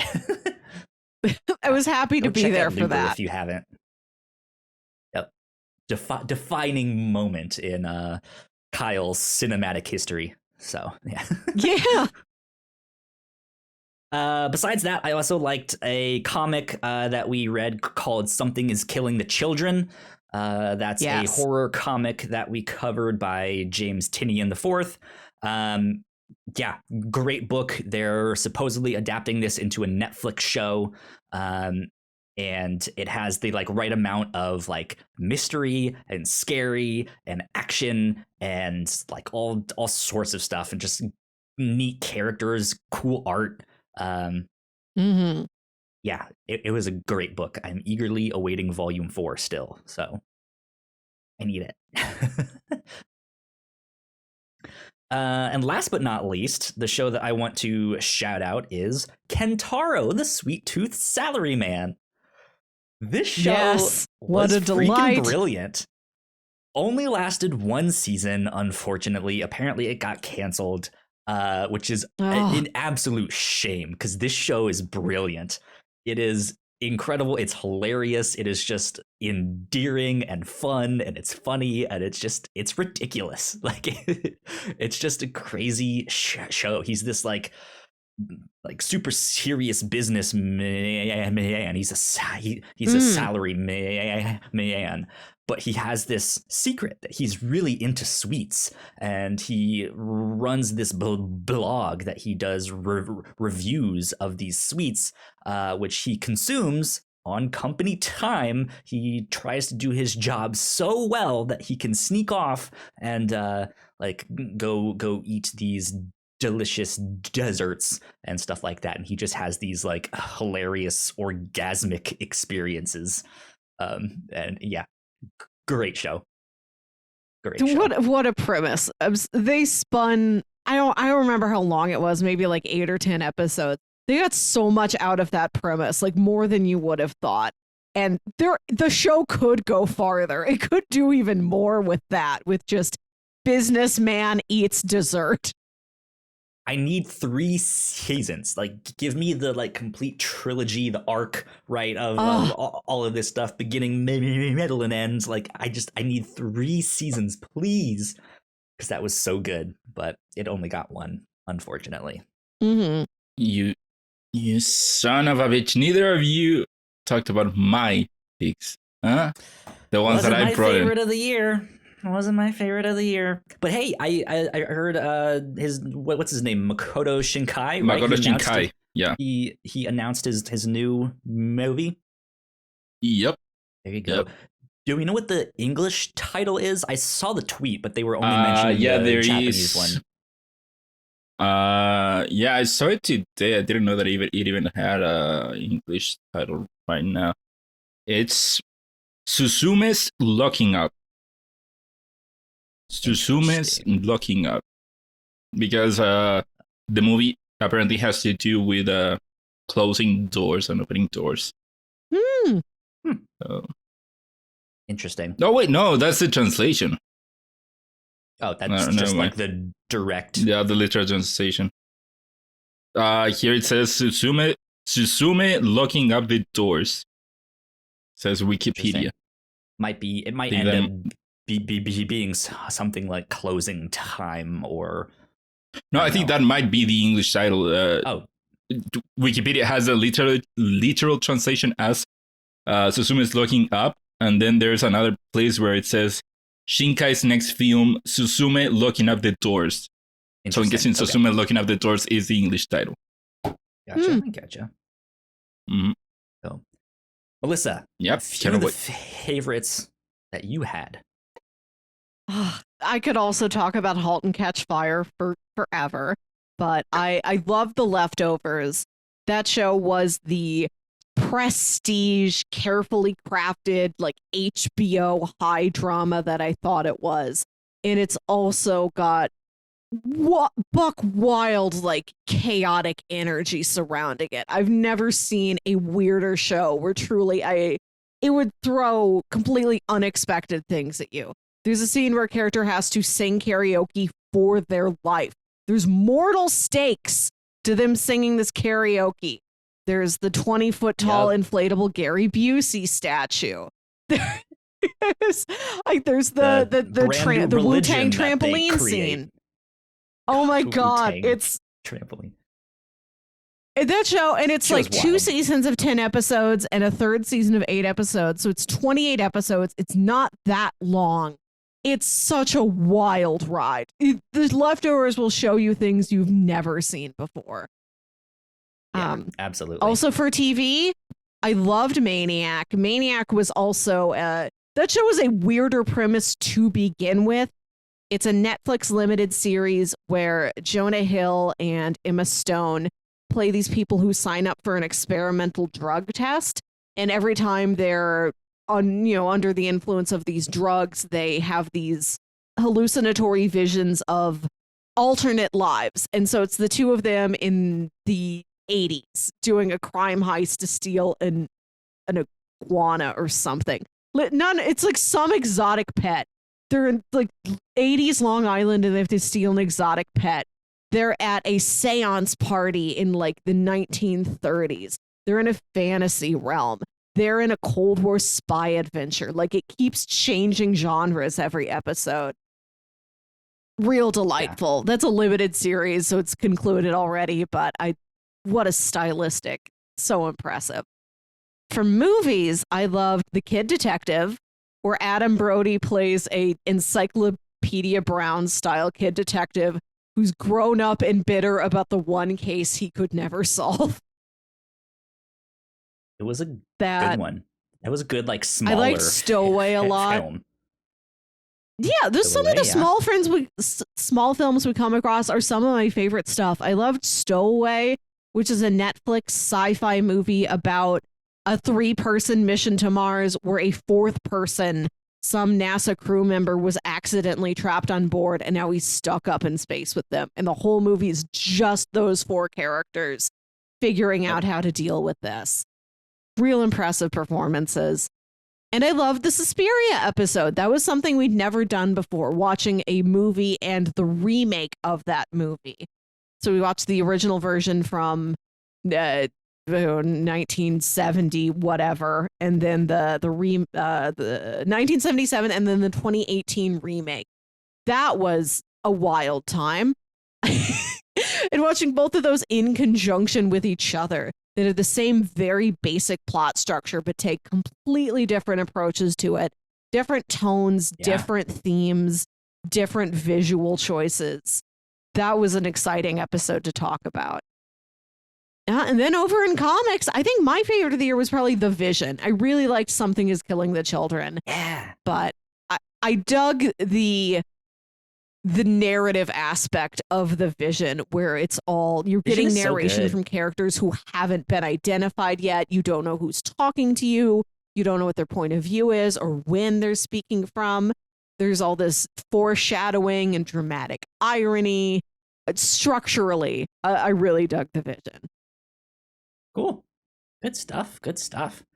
Yeah, we have all sorts of awards that we gave out on our review show wrap up and all of that. So if you're a fan of the review show, go check it out. That will be out on Wednesday. I guess I don't know when this is going up exactly. So by the time this goes out, the review show thing should probably already be up.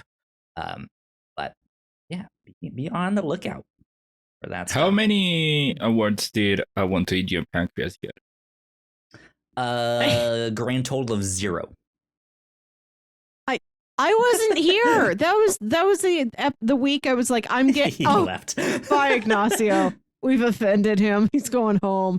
That was the week I had my second booster shot, and I was worried I wouldn't feel well, so I just took the week off. And I honestly did not get around to watching that movie in my spare time.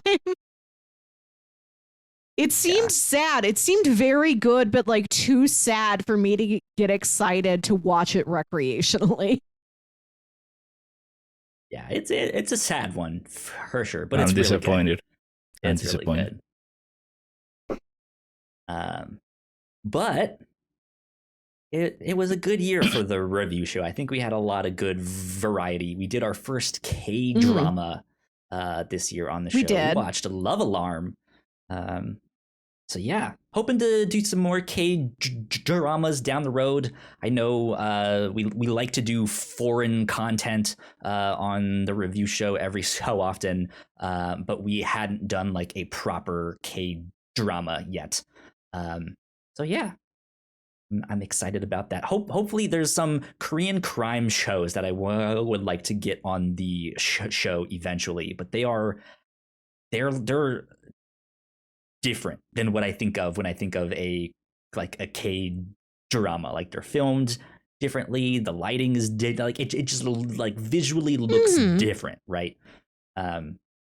So yeah, be on the lookout for all of that stuff down the road.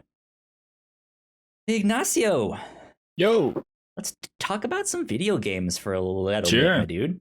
Let's do it. Let's do it. So we're gonna do our Game of the Year podcast first thing in January. Yep.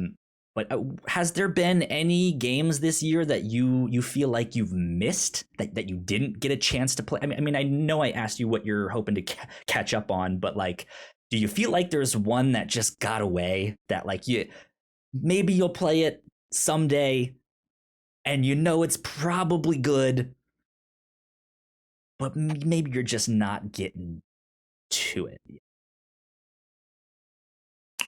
None that comes to my mind. There for sure have been games that come out and I'm like, oh man, I feel FOMO for not playing it right now. But and that usually happens when it is a game that I'm not necessarily interested in, but a lot of people are interested in. But right.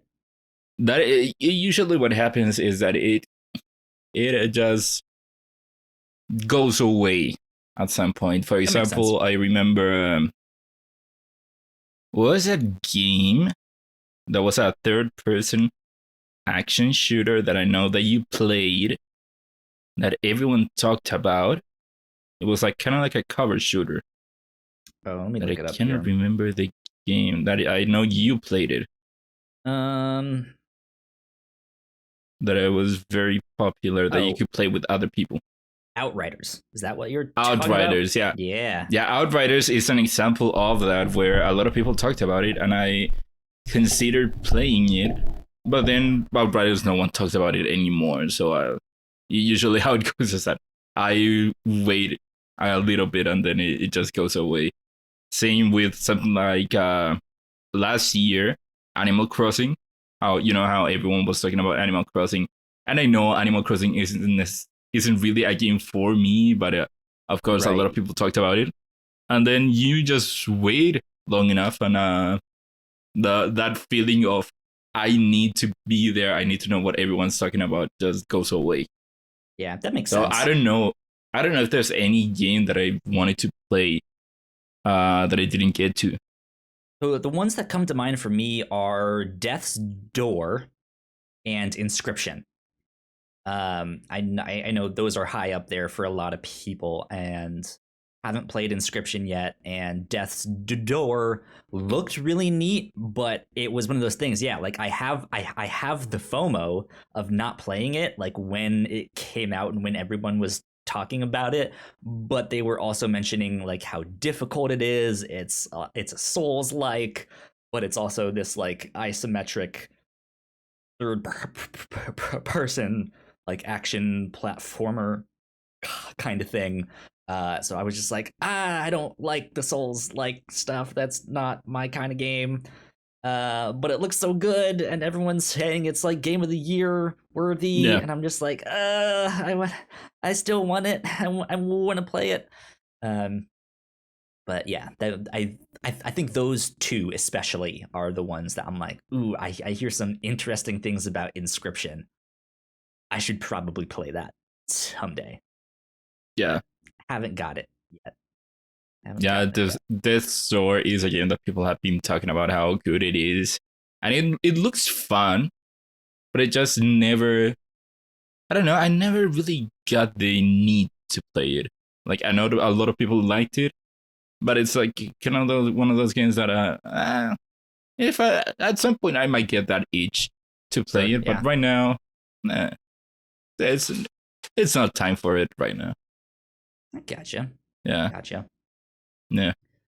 Well, how about you don't have to spoil it, but what have been some of your favorite games of the year? You don't have to say which one is your absolute favorite if you don't want, but I can give you. Let me rephrase. What have been some of your favorite like gaming moments of the year? Like, was there a certain moment in a certain game, or things that happened within the gaming industry? What was your favorite moments, gaming moments? Well, I can give you a tease for Game of the Year for me. I'll tell you that Game of the Year for me is between two games that are up there neck and neck. Ooh, okay. Yeah. Tie. And yeah, it is pretty much a tie. I think I know which one I would put first and which one I put second. But again, it is so very close. And those are games that came out later in the year. I still have that. I still feel like for the beginning of the year, especially the first half of the year, we got good games, but it wasn't never something like, wow, this is my game of the year. It wasn't never like that.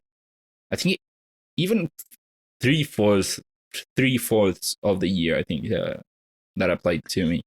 I don't know, man. There's that recency bias of just like, man, I just played this really great game. No, because, for example, Ratchet and Clank, it was a game that I really enjoyed a lot, but I never got okay, this is my game of the year. I think when it came out, my thoughts were, this is my game of the year for now by default, because this is the best experience I've had this year. And Ratchet and Clank, I loved it. I enjoyed it. But it was not necessarily getting up there. Same for me with Deathloop, where it is a game that I enjoyed very much, but it never got out there for me to say, okay, this is my game of the year. But then the two games of the year that I have up there, those were games that playing through them, I was, okay, this is a game of the year for me. But yeah, as for moments, one moment that really stands out for me is Lost Judgment. The final chapter of that game is truly spectacular. So, Melissa, Lost Judgment is a game about a guy that used to be a lawyer, but he was such a good lawyer that he got a guy out that was he was gonna be convicted for a crime, but he got him out. And when right after he got him out, he went and killed someone. And so he was so distraught by that, and he had such a disbelief on the justice system that he became a detective. He stopped practicing as a lawyer and became a detective. And it's about this guy dealing with the Japanese, the darkest side of Japan, of these Japanese places, the Yakuza, and gangs like that.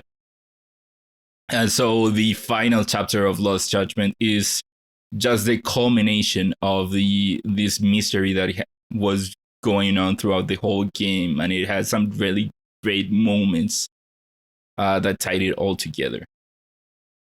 That's cool. That's a rich backstory for a video game. Yeah. Games have progressed a lot. Yeah. It's no longer about Italian plumber going to serve a princess. Which is also an interesting backstory for video games. Sure. Why is this Italian plumber going to save this princess in a castle guarded by a giant lizard turtle thing? By the way, did you know that every block that you break was someone? Was What? someone or just like Someone? sentient? No, someone. Yeah, apparently the lore of Mario is that when Bowser came in, I'm guessing his team or one of his magicians turned people into blocks. And so the blocks that you're breaking are kind of technically people. And so Mario's a murderer. He went to jail. Exactly. And this is where Lost Judgment comes in, right? Exactly. Where he gets Mario out of jail. Exactly. And then Mario And he goes and just kills Peach. Yeah. Exactly. Who would have thunk it? Let's see. Favorite gaming moments and stuff like that for me. Can I? Well, I guess that's technically last year, but man, I still think of like getting my PlayStation 5 and the controller, like feeling the haptic feedback. That stuff is so good. It's so fun. But let's see, this year, I think this was one of the first times that I was really frustrated with something. Actually, I know this is not the thing I'm supposed to be answering. You're supposed to talk about best gaming moments, right? I know, like this is the worst gaming moment ever. Yeah, but Returnal. I don't like that game. I'm actively mad at that game because I cannot play that game. I'm fucking horrible at that game. And the game really relies on you, like, physically as a person. Like, your reaction speeds improving and like you learning patterns and stuff like that. And it's just, I can't do that, period. And like we're starting to get into the like game of the year podcasts for a lot of the industry, and I've already started to hear some spoilers and stuff of like what that story was about and all of that. I'm just like, man, I feel like I've missed out on so much. The game sounds so cool, but oh well. Best gaming moment was just giving up and moving on to something else that I could actually play and beat. No. I don't know. So Outriders didn't make my top 10 list, but I had a good time with that game. Like that game had for me like the right amount of challenge in the game where it was tough. It was difficult. And it had this really neat like difficulty system that as you progressed in the game, it would slowly get more difficult. But the more difficult it got, the better loot you got, and the better loot you get, the more like the stronger you are, and stuff like that. So it was this like push and pull of like, okay, I'm getting stronger. Okay, now the game's starting to push back a bit, and it's starting to get a little more difficult and stuff like that. And I really liked that. But man, best gaming moments. I was really surprised by what's it called? The Forbidden Kingdom. That's the one, right? The Forgotten City. That's what I'm talking about. Good God, that game came out of nowhere. And in 2021, the year of the time loop, this one nailed it. Like, Deathloop had its issues. 12 minutes had lots of issues.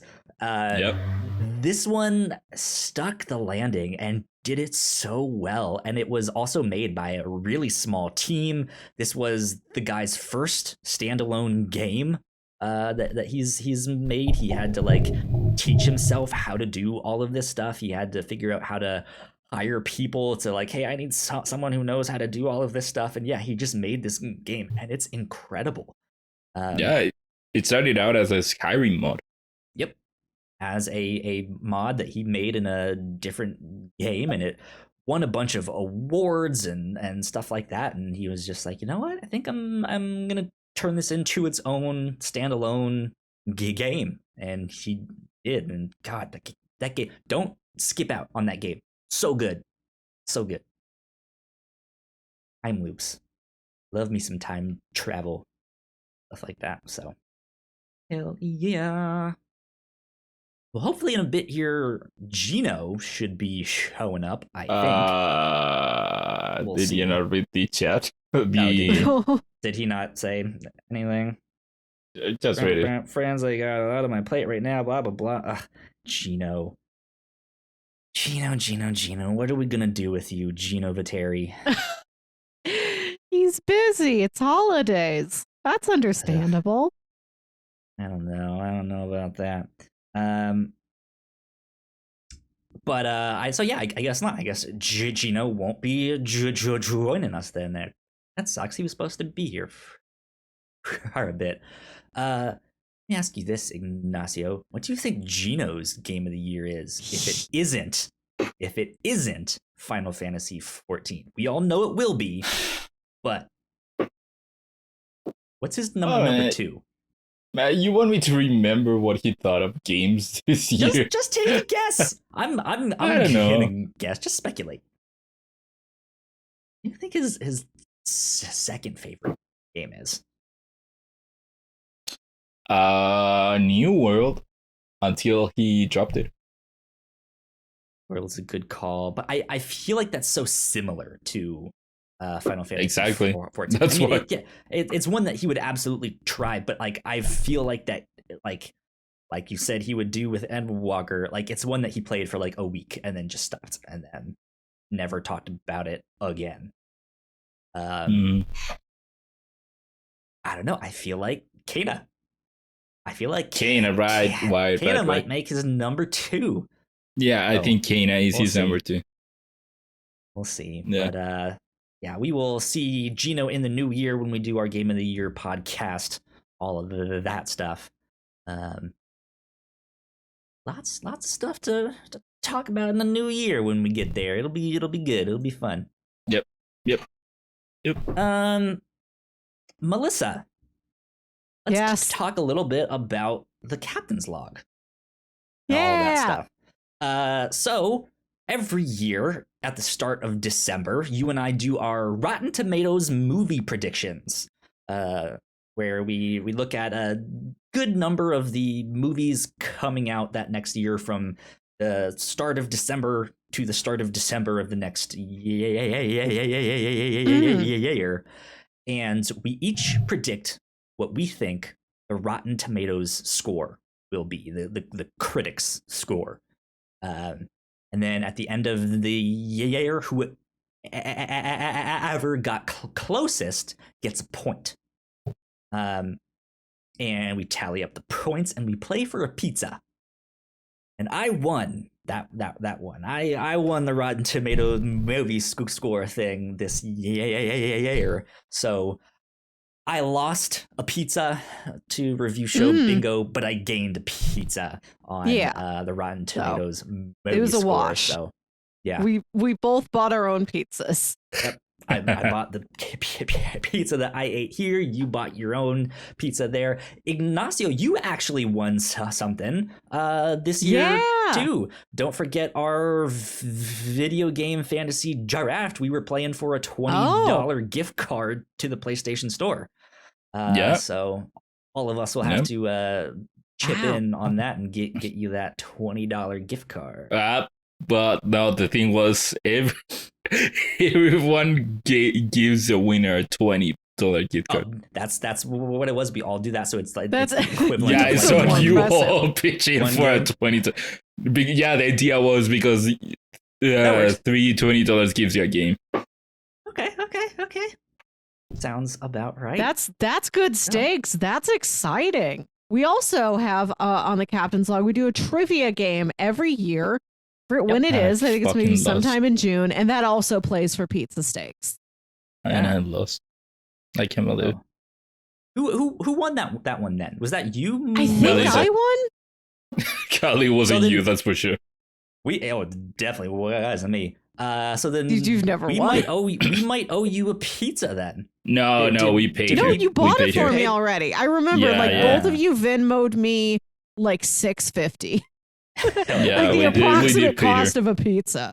We did pay her. Okay, cool. Well, yeah. We did our annual trivia night, which is good. We usually do that like start of the summer.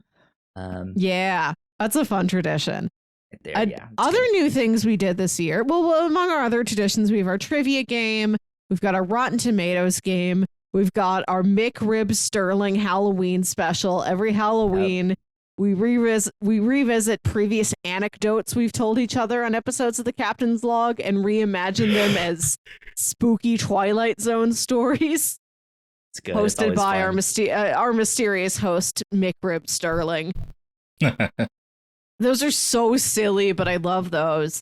Something else we did this year is that we had our Kit Kat snack episode. I'd love to do more stuff like that where we have a taste test. We ordered these packs of Japanese flavored Kit Kats. I think we had like 15 different flavors that we tried, and some of them weren't clearly labeled in English, so we had to eat them and just guess what they were. Yeah, that was a lot of fun, and my favorite one in that was surprising. Like I didn't know those two flavors went together the way they do. It was chocolate apple. And I like, you've seen chocolate covered oranges or chocolate covered like raspberries or cherries or something like that, but I've never seen a chocolate covered apple. Really? Wow. Yeah. It was just like a little small Kit Kat bar that tasted like chocolate covered apples, and it was so good. It was delicious. Real light, real crisp. Yeah, they did so well. We'll have to figure out something like that we can do again this year. I love when we have a game of something. I love when we have a challenge. Like we did that's not really a game, but it's an activity eating all those Kit Kats. And we did the mall fantasy draft where we drafted stores, restaurants, and experiences to go in our dream malls. There's the episode where we took BuzzFeed personality quizzes, and one of them was pick a bunch of snacks for a movie night, and then we'll tell you what your movie should be. And the other one was pick a bunch of movies for a movie night, and then we'll tell you what your snack should be. So we got both angles of it.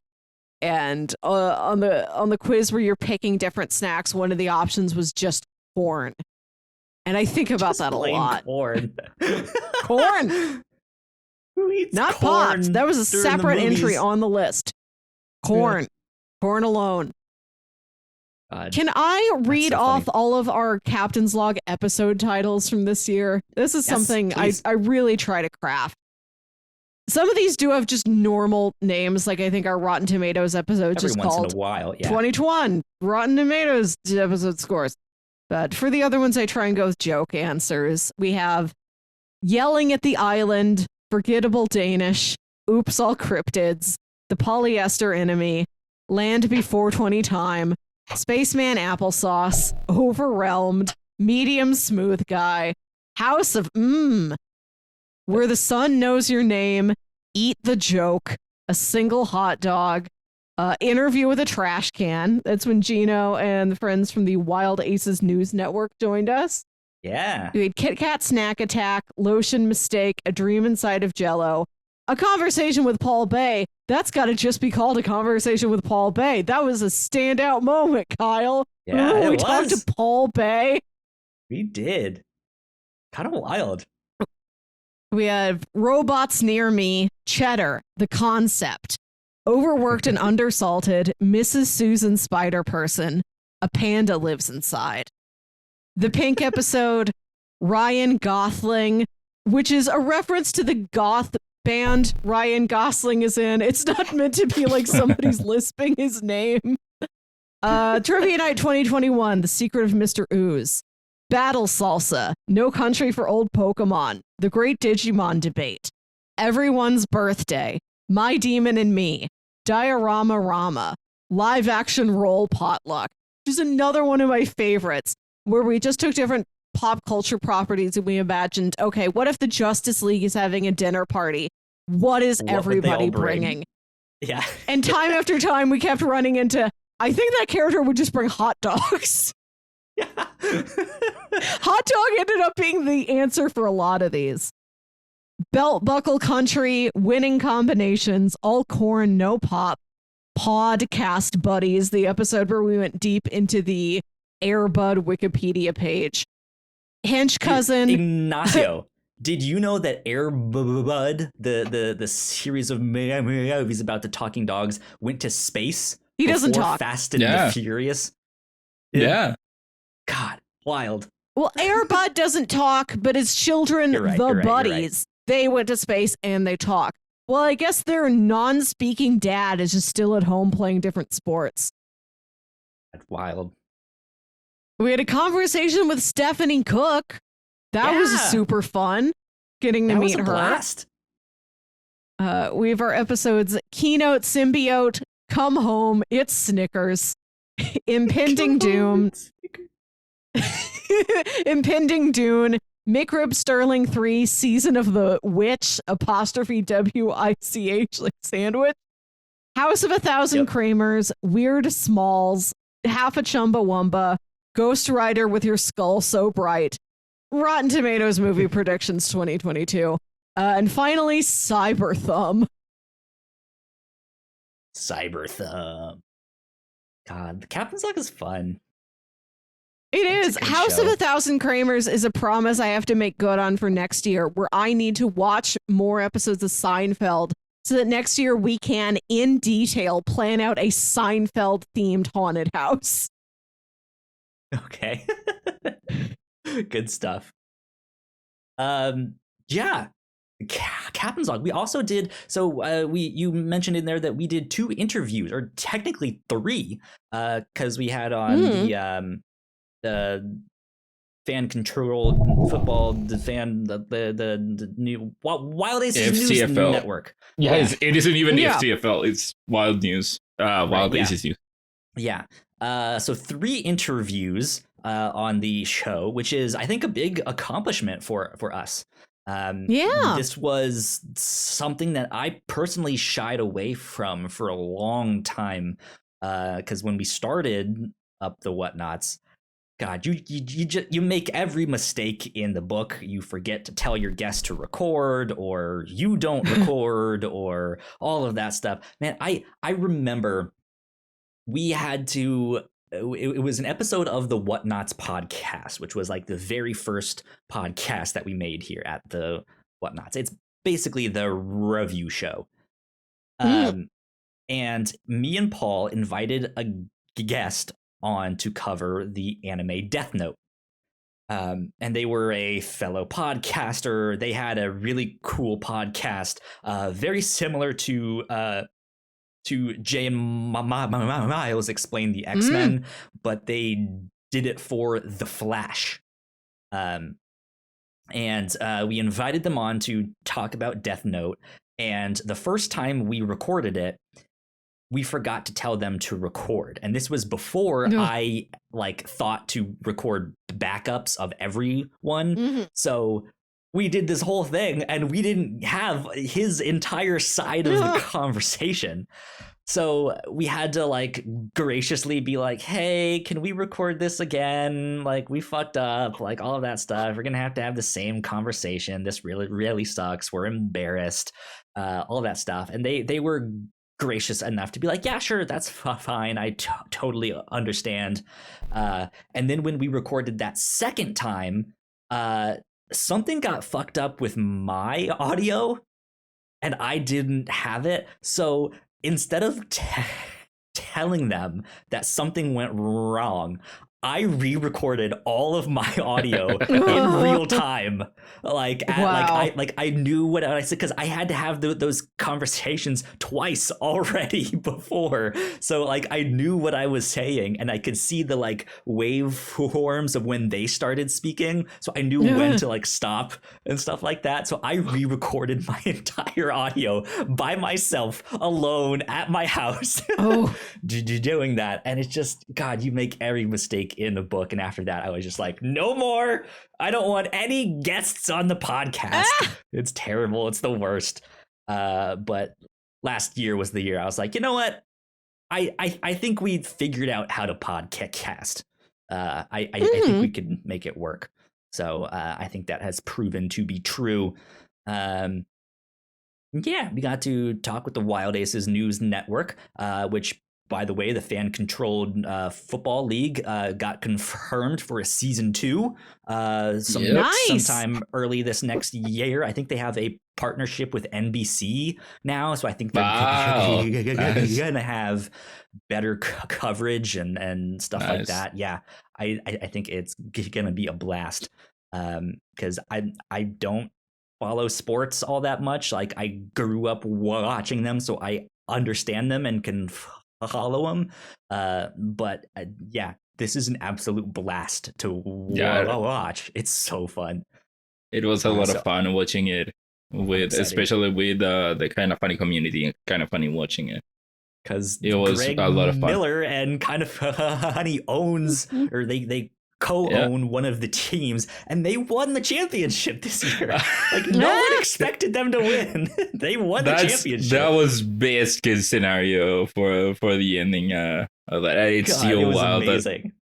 It's Wild Aces because of Johnny Ace, an inside joke with kind of funny of Nick Scarpino dressing up in a tennis attire and calling himself Johnny Ace.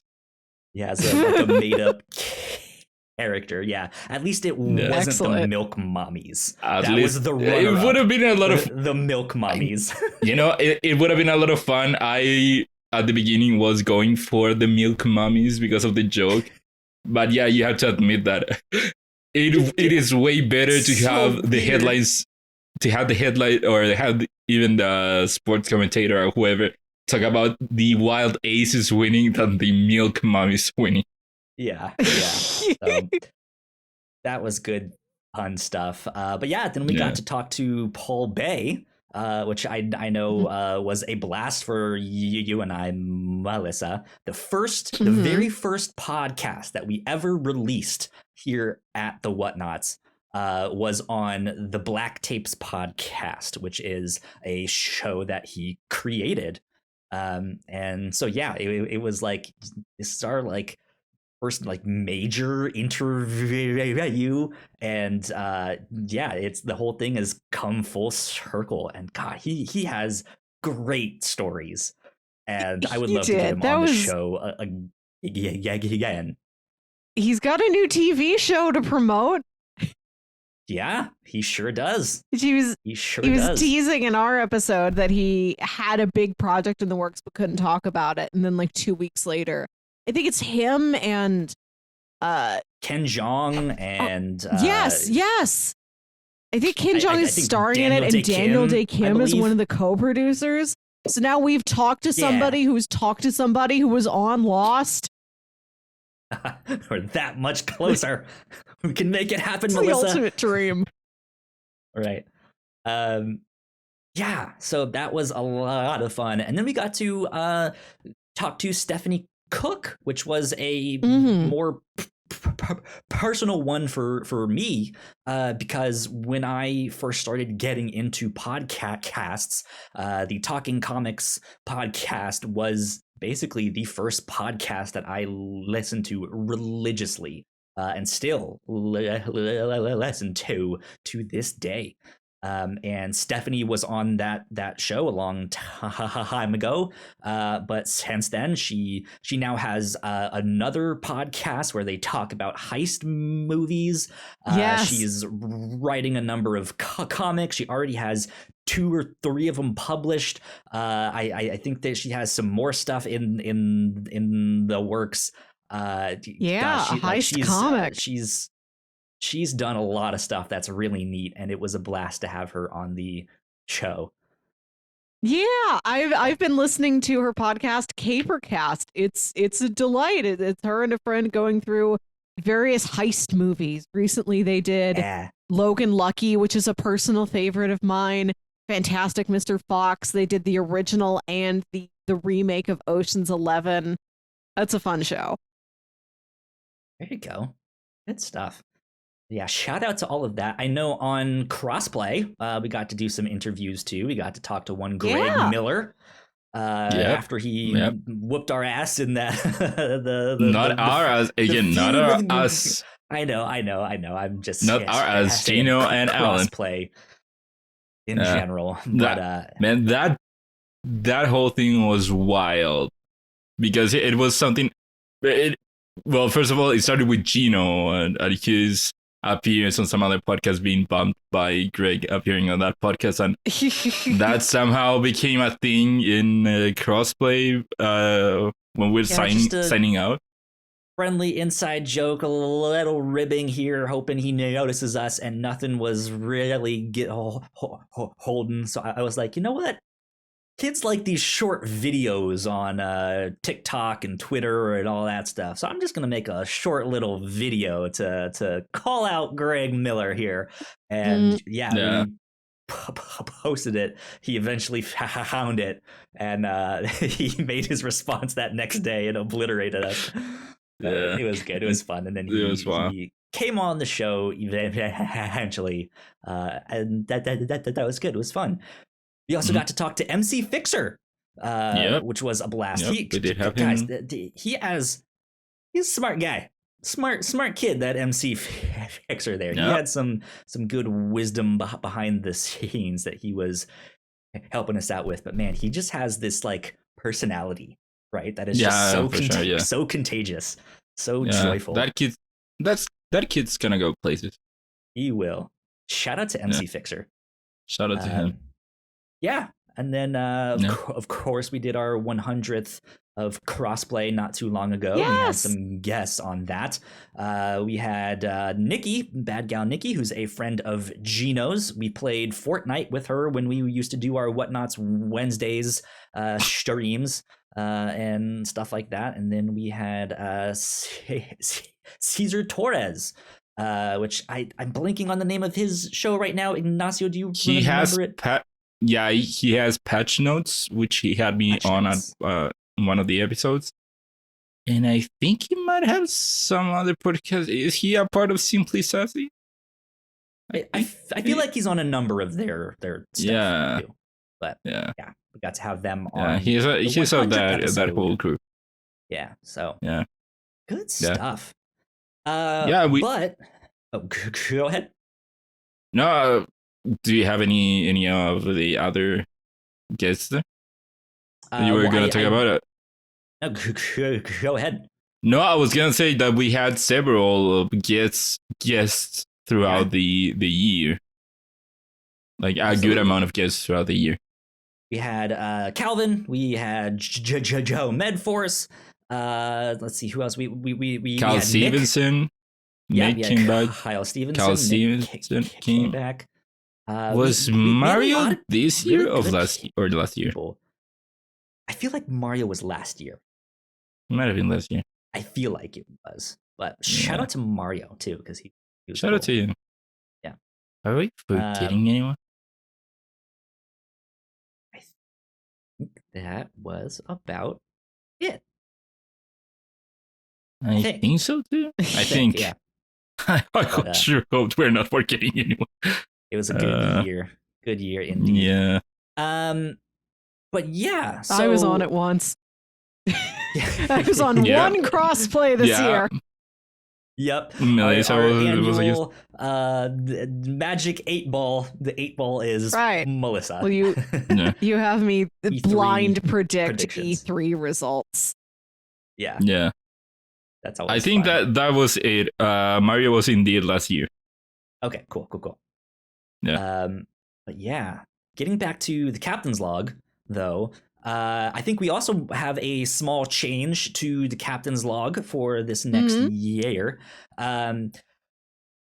We do a lot here at the Whatnauts. We're a small 2-bit operation, but we do a lot. Yeah. And yeah, this is basically like a second full-time job for me. And I put a lot of work into the shows that we do. I mean, we all put a lot of work into the shows, but I do most of the behind the scenes, like posting it on our website and social medias and getting all the podcasts made and stuff like that. And I think I need a little bit less on my plate. So we decided to shorten the captain's log, which we normally do for about an hour and a half each week. We're deciding to shorten that to about an hour each week. Mm-hmm. So saves me a little bit of time. I know it's not that significant, but it will help. And it's also one of those things that I like. If the conversation is flowing, you might still see one that's an hour and a half. Hey, you might see one that's only like 50 minutes. Who knows? It'll depend on what the week is, and some of our traditional things like the trivia game, the Rotten Tomatoes game, I can imagine those might be a taking little longer. We keep doing them at the level we've been doing them. It's not going to be like a hard, like, all right, we hit an hour. We can no longer talk. Goodbye. Beep. Right. I'll just leave the call. Yeah. So yeah, but just help making it a little bit shorter, I think, will help me kind of on the back end. But then I think will help make that show, which is kind of a variety show, right? It's a pop culture news of the week variety show. I think it'll help make that show just be a little punchier and get to the point faster and stuff like that. So there you go. I think it'll be good. Yeah, we can talk about our work weeks off air. Kyle, how was your week? Yeah. Let's get it out of our systems. You'll tell me about the all the emails you got, or the umbrella you won, or whatever. You'll still the hear building you moved to. You'll still hear anecdotes, because sometimes those stories are just like too ridiculous, like not to tell, or stuff like that, right? Or have like lead to some kind of discussion question that we can do. So it'll still be the same show, just a little bit punchier. I think that's the word that I've been using kind of behind the scenes to describe that. It's going to be punchier. Yeah, I think that's fitting. Means. I think that's our goal. I want to mention something else new we started doing this year is putting out those YouTube shorts. You'll recap episodes of Captain's Log and Review Show and Crossplay into little 1-minute short TikTok style videos for YouTube. I have nothing to do with these. I do zero of the video editing around here, but I do love watching those. So thank you for making those. I think it's fun to see like a couple jokes like pulled out of context, or see you try and cut down our discussion of a movie into like a 1-minute summary. Yeah, just something to interest people or give someone an idea of our personality or a funny joke or just a special moment in that show, right? But yeah, those have surprisingly done really, really well for our channel, and have gotten for us, for a small channel, they've gotten like hundreds of views. Some of them have gotten like 300 views, which I know for a lot of people out there is like, that's nothing. Like no one watched that. But for us, that's a big deal. So it's neat to see that those have done well for us. And I'm hoping in the new year that we can kind of expand upon those and find a better format for them, or a different style, or sometimes instead of doing what we've done, maybe we do something that is more like I'm filming on my phone and being like, hey, this week we're talking about the horror movie month here at the review show, blah blah blah blah blah, and that's our TikTok that we cut out that week. Just more variety of stuff like that. Just ways to grow it or make it look better or different, or who knows. We'll see what happens there. But you have an announcement on that front there. Oh, Ignacio. shit. Oh. Ignacio, I have an announcement regarding our Google our YouTube Shorts. Starting in the new year, they will also be on TikTok. I have officially made the Whatnauts TikTok channel. You guys can go follow us at the Whatnauts on TikTok. Right now, there's nothing up there, but I've at least secured the account. And stuff like that. Progress. So yeah, I'm not on TikTok. I find it extremely intimidating, and I don't like all the pointing. But I know that it is very popular, and I hope it helps us. Yep, indeed. Which is a strange thing. I feel like you would love TikTok because you were such a big Vine fan. No, well, Vines were just like, and I did not watch any Vines while Vine, the platform, exists. I came to know Vines exclusively after the fact in like Vines with chaotic energy compilation videos on YouTube. I love them in that format where they're just these abrupt, contextless jokes. Whenever I see a TikTok cross-posted to like Pinterest or something else, I know they come in, like, there could be TikToks in anything you imagine in any different format and any style and any tone. But I think I watch so much YouTube and they don't function like YouTube functions. And my brain's like only learned to work with one form of video. Yeah, I gotcha. But yeah, we officially have a TikTok for the Whatnauts, and we will start using that in the new year. I might go ahead and post a couple of our, like, my favorite of the short videos that we've made already, just to have something up there. But yeah, starting in the new year for sure, we will.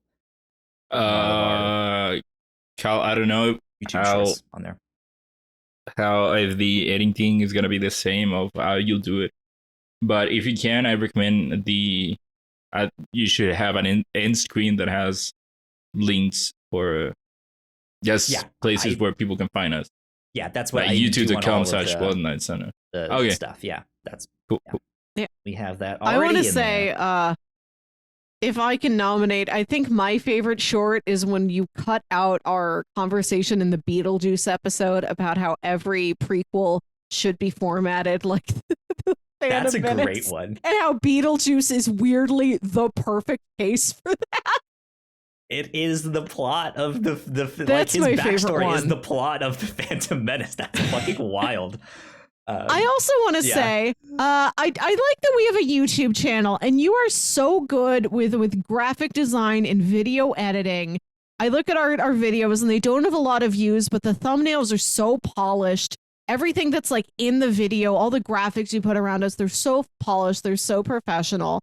I think something else we can do to like make it a little bit more professional is set up different playlists that we add to every week. For here's just Captain's Log, here's just Crossplay, here's just Review Show, and then within that we could do like, here's horror on the Review Show, here's comics on the Review Show, or different subcategories for Crossplay or whatever we need.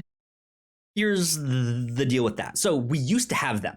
Up, and YouTube had a feature that if I, on the back end, tagged the video with a specific tag, it would automatically add it to playlists, to certain things there. So yeah, as I was just filling out all the like background info and all that stuff, I would just add that one tag and it would put it in the playlist.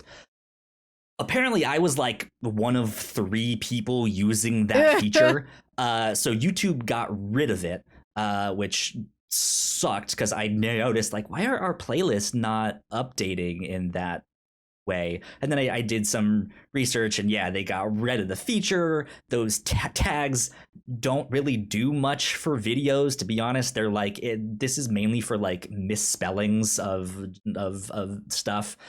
So I've kind of stopped using tags and stuff like that. But yes, that is something that I was about to make an announcement on. Like starting in the new year, I am bringing back those playlists and awesome and stuff like that, because I know we've also had a mention of that in our Discord of someone showed our YouTube channel to someone but was like, I'm overwhelmed, they have so much stuff, where do I start? And yeah, playlist would absolutely help with that. So that is something we are bringing back. So that's an interesting question. Where do I start? Because I feel like I can't speak to Crossplay, but and Reactor Corps is going to be very specific to whatever it is you have just watched. And Review Show kind of is too. Review Show is not really a recap show.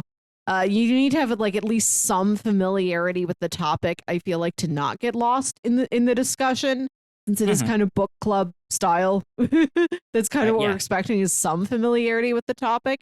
But otherwise, you could hop in anywhere. But Kyle, if you had to recommend like an episode to start with to somebody, what's an episode you might think of? For which show? I don't know, for any of them.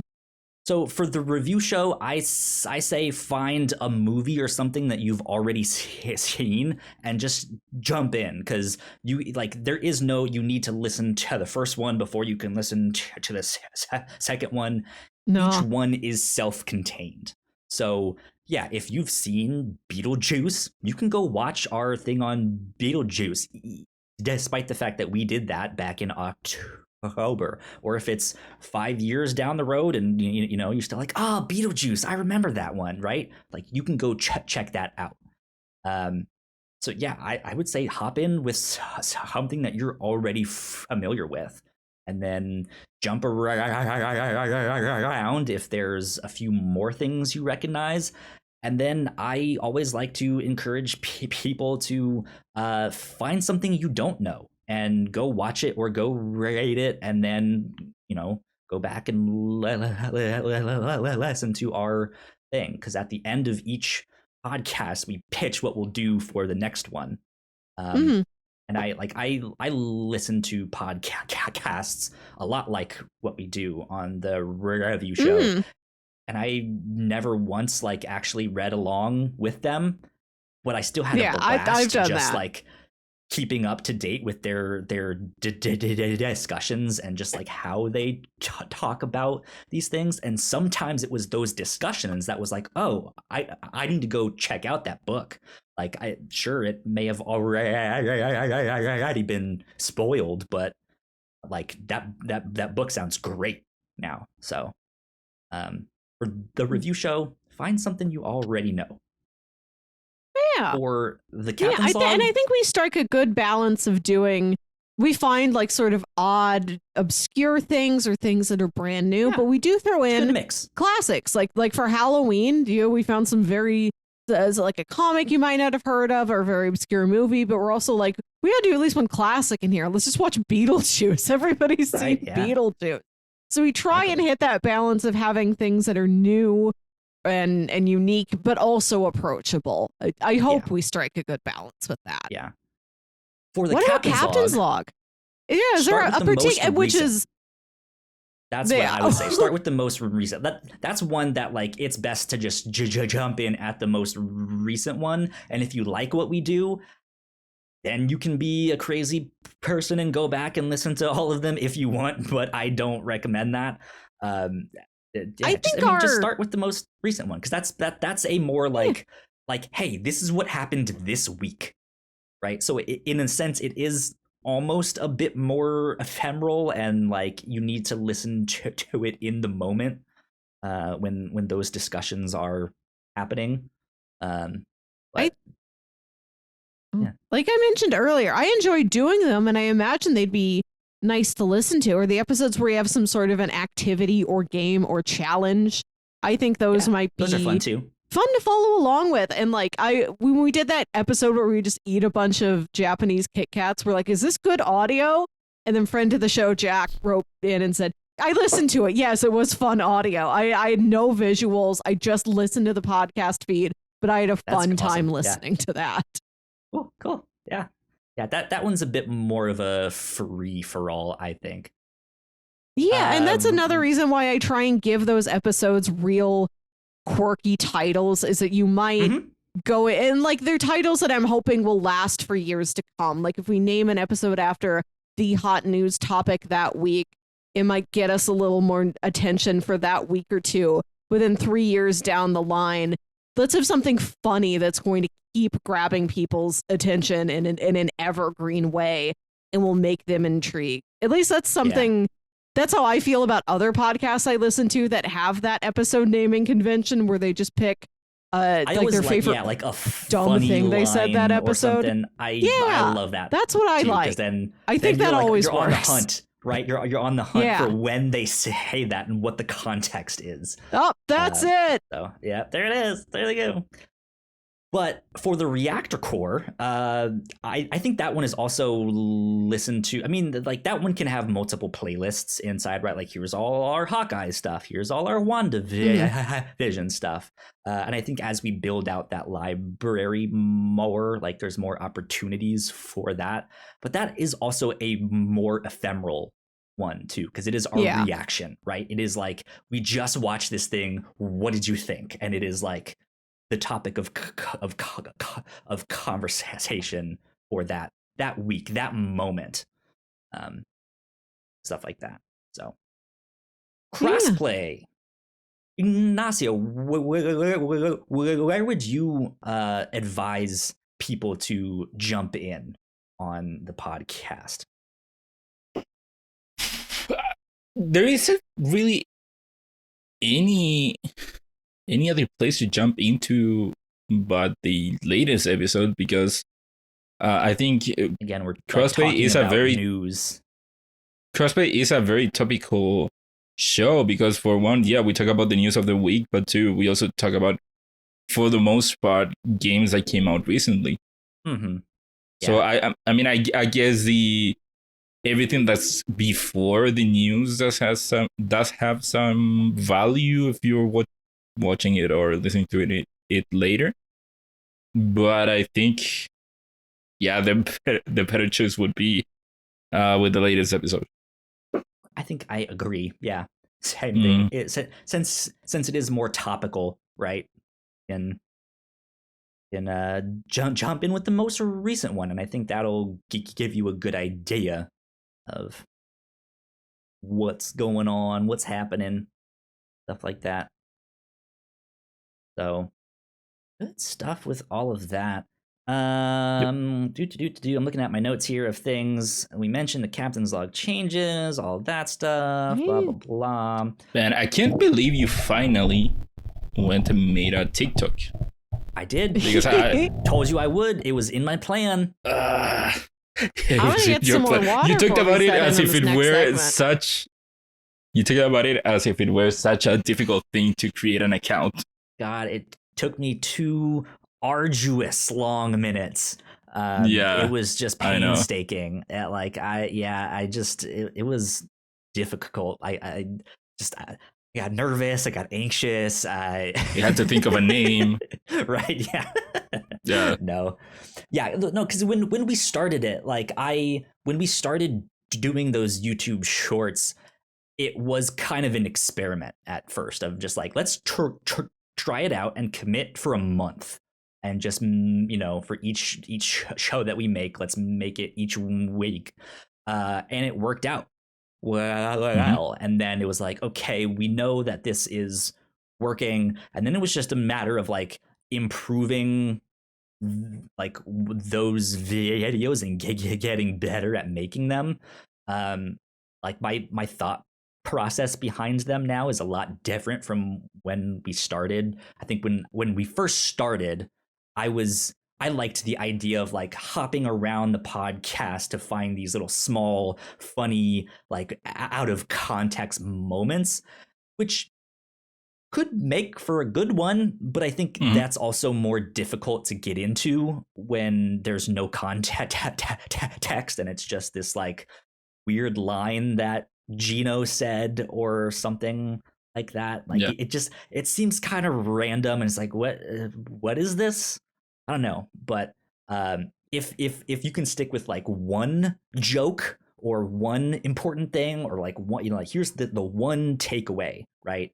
I think that helps them a lot for people to stumble on them, be like, what is this? Okay, they're talking about that. Okay, that's the joke that they made, or that's the point that they made, or this is what they're talking about on the review show and stuff like that. So Yeah. but yeah, now that we've for sure. kind of perfected that, it's like, all right, let's continue to grow those and let's start putting them on TikTok. Yeah. Recently I wanted to bring it up once again because I don't know if you listen to the Kind of Funny podcast. I haven't recently. Mm-mm. Oh yeah, so yeah, they had one of the latest podcasts. They at some point they brought up TikTok and how it is very important for podcasters and YouTubers and whoever to be on TikTok, and how there is like very good I've there's a good translation between people, or translation between people that go for you on TikTok that then go to other places. Yeah, I've been hearing YouTubers talk about that for months and months now, which is why I was like, we should really be getting on this, Yeah. That's like let's try it out and see what these YouTube shorts can do. Since we already put all of our stuff up on YouTube, it just made the most sense to start with that. But yeah, TikTok, here we come. Yeah. So I did want to talk a little bit about stats before we wrap things up here. I love these stats because I don't have access to this information. So every year this is brand new to me. Yeah. So let's see here. I'm going into our YouTube back end. Come on, YouTube. What are you doing here? YouTube Studio. There we go. Pulling this up, we'll get some different stats from around the table. So last year, when we were doing our like end of the year stuff, I think we were pushing for 100 subscribers on YouTube, and I think we made it like just before the end of the year. I think like when we had recorded our retrospective, I think we had just made 100 subscribers. I'm happy to announce that we are now at 234 subscribers on our YouTube channel. Nice. So we made 134 subscribers this year, which is good. Still hasn't really helped our numbers that much, but there is I can tell that there is like it is starting to get in some more people's feeds, at least a small bit. But yeah, hopefully, I don't know, hopefully next year we'll be at, what, 400? I hope, fingers crossed. If we can keep that growth, I hope. If we can keep that growth, yeah, for sure. And hey, if TikTok is indeed that gold mine that everyone talks about, who knows? Yeah, because absolutely. Once we started putting the YouTube shorts on, we definitely did get a big spike in subscribers and stuff like that. And nice. We get a fairly consistent amount. I was like, in the back of my mind, I was like, oh man, can we get 250 by the end of the year? Can we? We're only like 16 away. Like we're not that far. Man, we should have done the push on social media. We should have, but I had so much on my plate that it was just not on my mind there. But yeah, 234 subscribers. Let's see here, which again, we know that's chump change. Like that's super small for a lot of YouTubers and stuff out there. But hey, that's a good number in my book. Yeah. Good number in my book.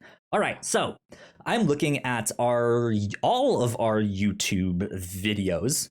Our most popular video is episode 107 of the review show, and it is Paprika. Paprika, Satoshi Oh. Kon's Paprika. Which Really? is, yeah, an incredible movie. Stuff like that. It has 21,000 views, or 21,170. Jesus. Yeah. Yeah. Wow. Here I was gonna say that the Greg Miller episode was the most popular. It's not even close. I'm sure it was a fine episode, and like that's a very interesting movie. But I'm wondering why that one Satoshi specifically has got so much of a hot. That one I think is his most recognizable movie. That's his like most mainstream one. Yeah, and so for some reason that hit the algorithm and 21,000 views. So congratulations to Paprika. Wow. Yeah, that's curious. I mean, so the 21,000 people clicked on this and haven't clicked on as many of our other episodes. None of them were like, wonder what these people have to say about the Speed Racer movie. Paprika. You know how many people said a movie that? no 10. one knows. Yeah. Paprika, a movie no one people. knows.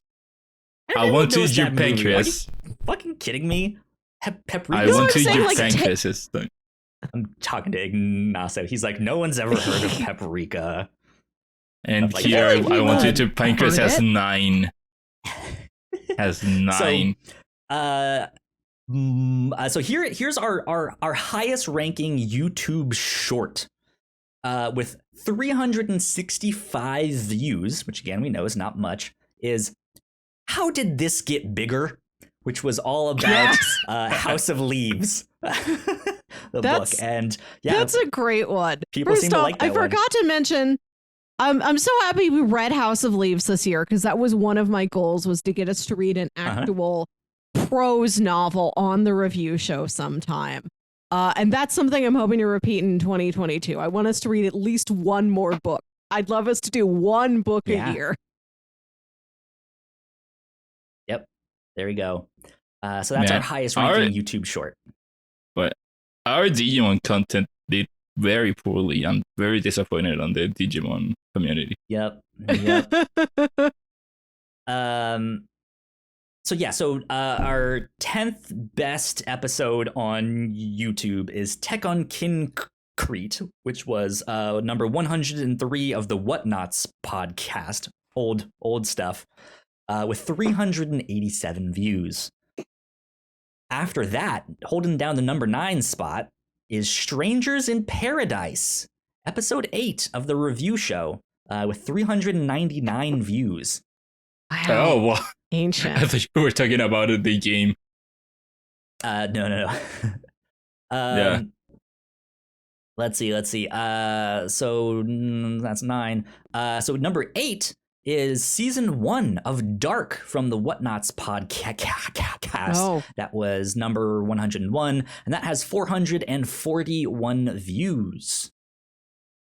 After that is Midnight Diner from the Whatnauts review show, number 120, with 576 views. Man, all these review show episodes of content that no one has ever heard of.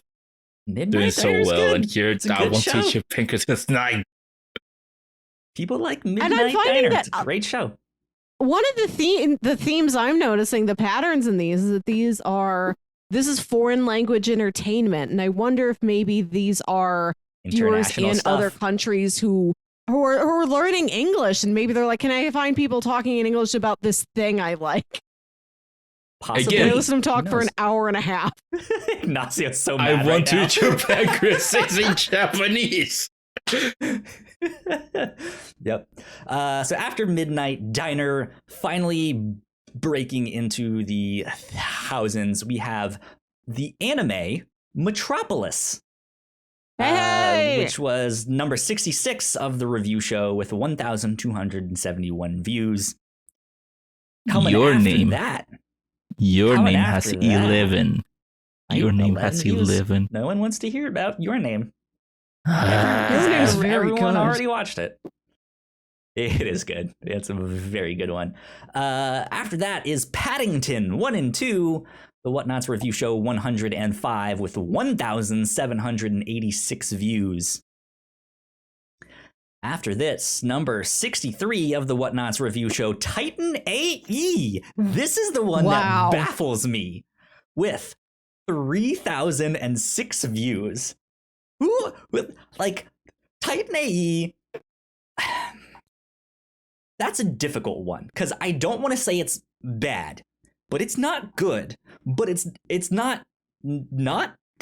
It's like so visually striking and really memorable, and I think it's like just something people saw and like stuck with them. For the people that saw it, I think it is a memorable piece of entertainment that they want to hear other people revisit. I think it's the exact opposite of that. I think that movie is just so unremarkable that it's just like, it's fine, but it's like that's the thing. There's so much like good stuff that it just gets like pushed out of sight, out of mind, that it's just like I don't know why that has 3,000 views, but thank you. So interesting. After that, Valerian and the City of 1,000 Planets coming in with 11,359 views. Wow. Interesting one. Interesting. And then, like I mentioned previously, Money Heist. Our episode on Money Heist from the Reactor Corps is in our number 2 spot with 13,815 views. So, interesting stuff.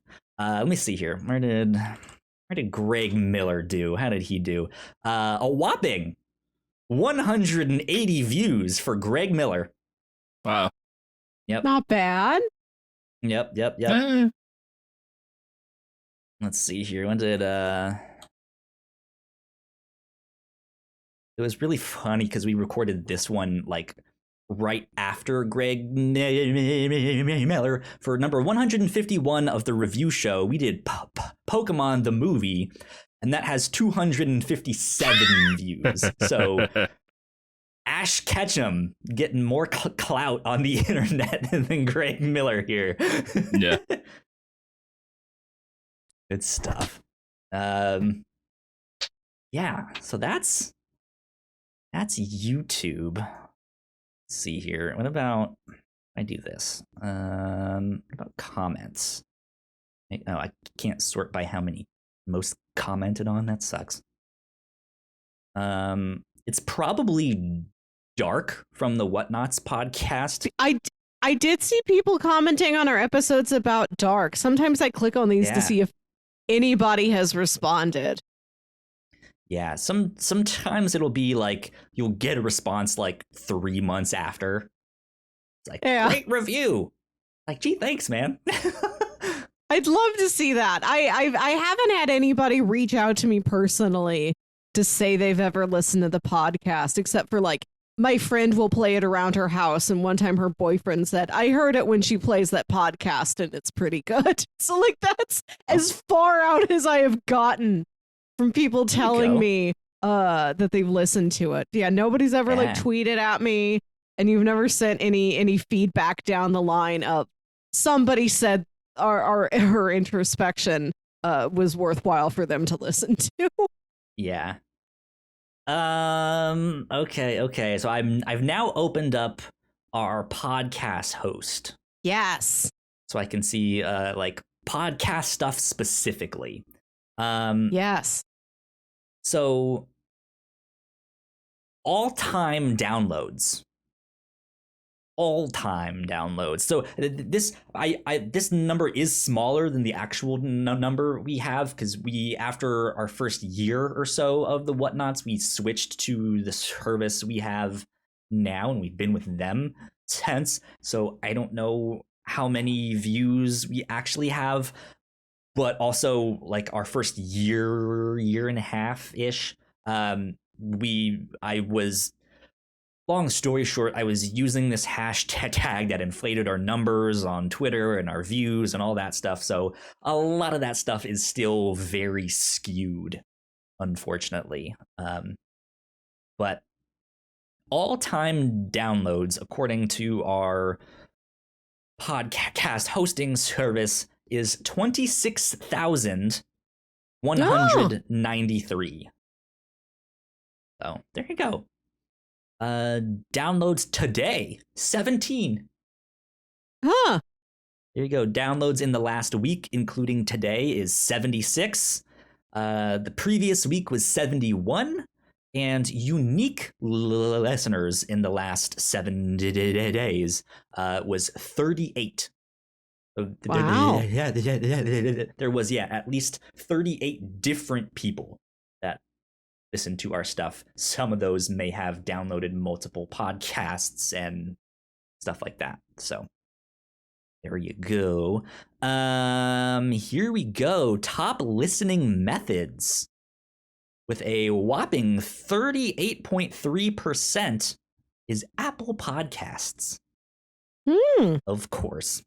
Coming in second place at 13.95% is Overcast, which is the podcatcher that I use. It's a favorite of mine. It's developed by one person, and it's amazing. Great stuff. If you want that, and I pay for the like premium version of that one. In third place, I don't know why people are still using this, because Apple did away with this. 8.17% of people are still listening to us on iTunes. Like, iTunes is defunct now, so someone must have been subscribed on iTunes and it's just downloading our podcast over and over, even though he's not using it. Who knows? Oddly enough, not on our top list is Spotify. People aren't listening to us on Spotify, which apparently earlier this year, I think it was right when we interviewed Paul Bay. Spotify surpassed Apple Podcast as like the most listened to podcasting platform. So shout out to them. Also, shameless plug, you can now go rate and review podcasts on Spotify. So we would love a 5-star rating on Spotify. Yeah. You know what I mean? Yeah. Good. Cool. Stuff like that. So let's start at number 10 here. Number 10 most listened to podcast, according to our hosting service here, is, this must have been the Whatnauts podcast, episode 54, Attack on Titan, season 1, which has 185 downloads. So I guess that one's actually tied for 9th place. Because in the number 9 spot is an episode of the Captain's Log, which might actually, let's see, does it say which one this is? Can I open this in a new page? No. It's an episode of the Captain's Log. It says, "Kiss the membership ring, bitches." And it's that's one of the old ones. Views. That's an old one. That was when Eric Mannix was on the show still. That was me and him on that one. So that must have been within the first like 12 episodes or so of the Captain's Log. That was early. And then or no, because he was on longer for the Captain's Log. Because I think, because after that, in the number 8 spot was episode 20, should comics publishers comment on Comicsgate? 198 downloads. There you go. Number 7, episode 55 of the Whatnauts podcast, The Vision, volumes 1 and 2, which Melissa, you and I have now recovered on the review show. but that one has been around a lot longer, so that one holds its top spot. Episode 60 of the Whatnauts podcast, it was DC's New Frontier with 255 downloads. That's the number 6 spot. The number 5 spot also, unfortunately, goes to the Whatnauts podcast, which is episode 5 of the Whatnauts podcast, Black Mirror season 1, with 297 downloads. Here we go, though. Here's our top. In our top 4, 3 of those are recent stuff that we've done here. The number 4 spot, episode 144 of the Whatnauts review show, Love Alarm, season 1, with 319 downloads. Shout out to Love Alarm. Mm-hmm. Here you go. Let's see. Number 3 spot, the review show, episode 50, Umbrella Academy. I believe that's only season 1. And that has 341 downloads. Our number 2 spot was our most popular podcast for the longest time. It has been dethroned. I think it got dethroned last year.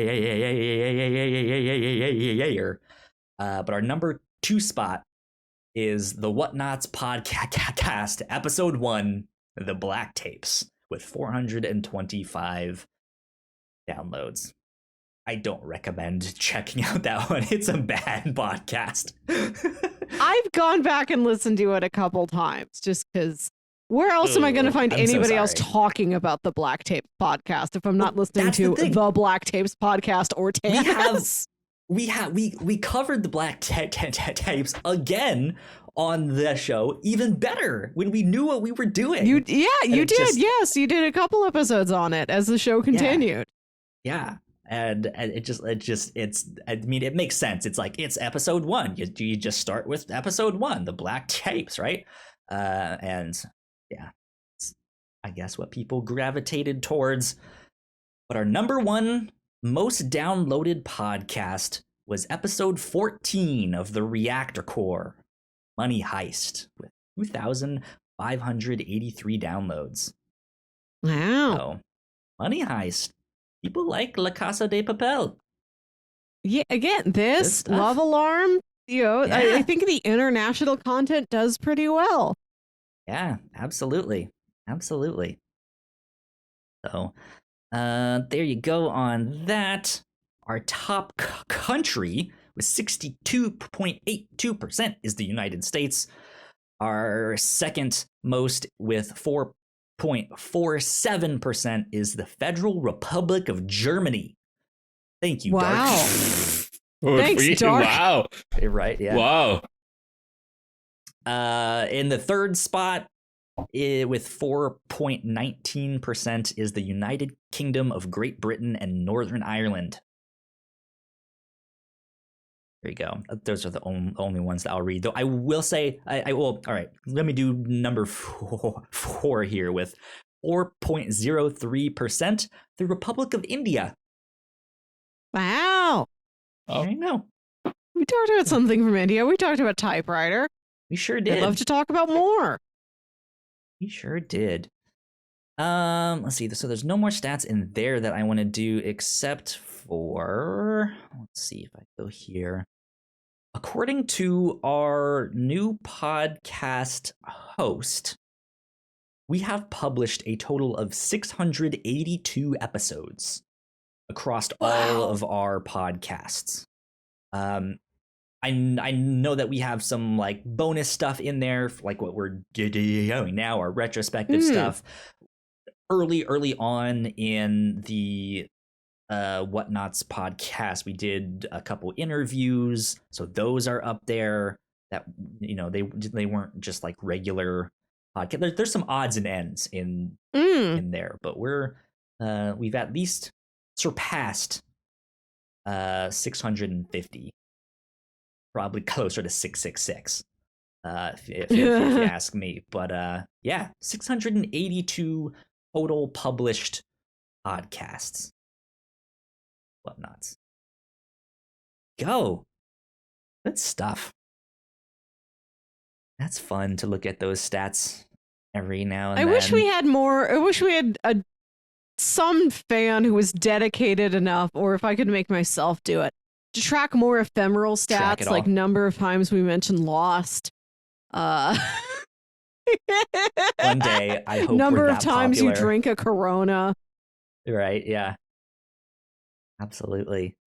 Let me close that down. So yeah, I guess it's about time for us to wrap up. I'd say I feel like we've had some good discussions on all of this stuff. So I will ask you guys this to end the podcast.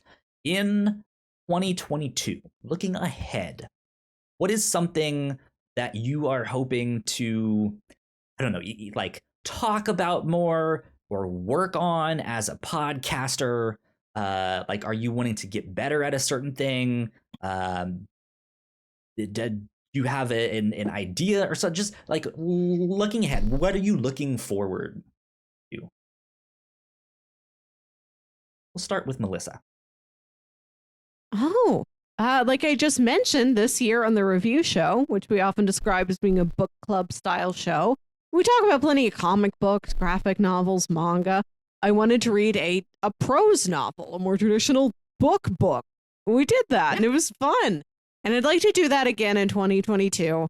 Read a book a year, just one.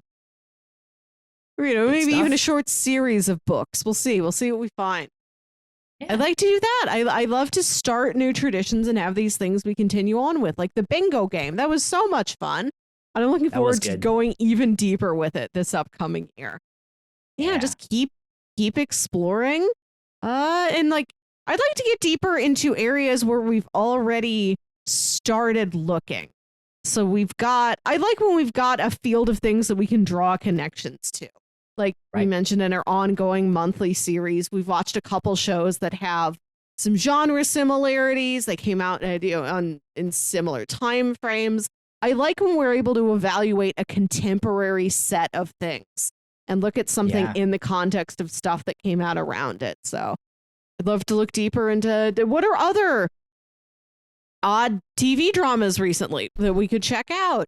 We've watched, like I said, I like the international shows we've been exploring. I'd like to see more of those. We got to watch $1 Billion Code this year, Kyle. You introduced it to me. I've got my eyes set on $1 Billion Code. You could just tell me one week we're watching that. You don't even have to have other pitches. It'll just be $1 Billion Code week. You're like, Melissa, it's this week. We're doing it's time. $1 Billion Code week. Yay! Good stuff. Cool. Ignacio, what about you? Something you want to talk about more, cover more, work on?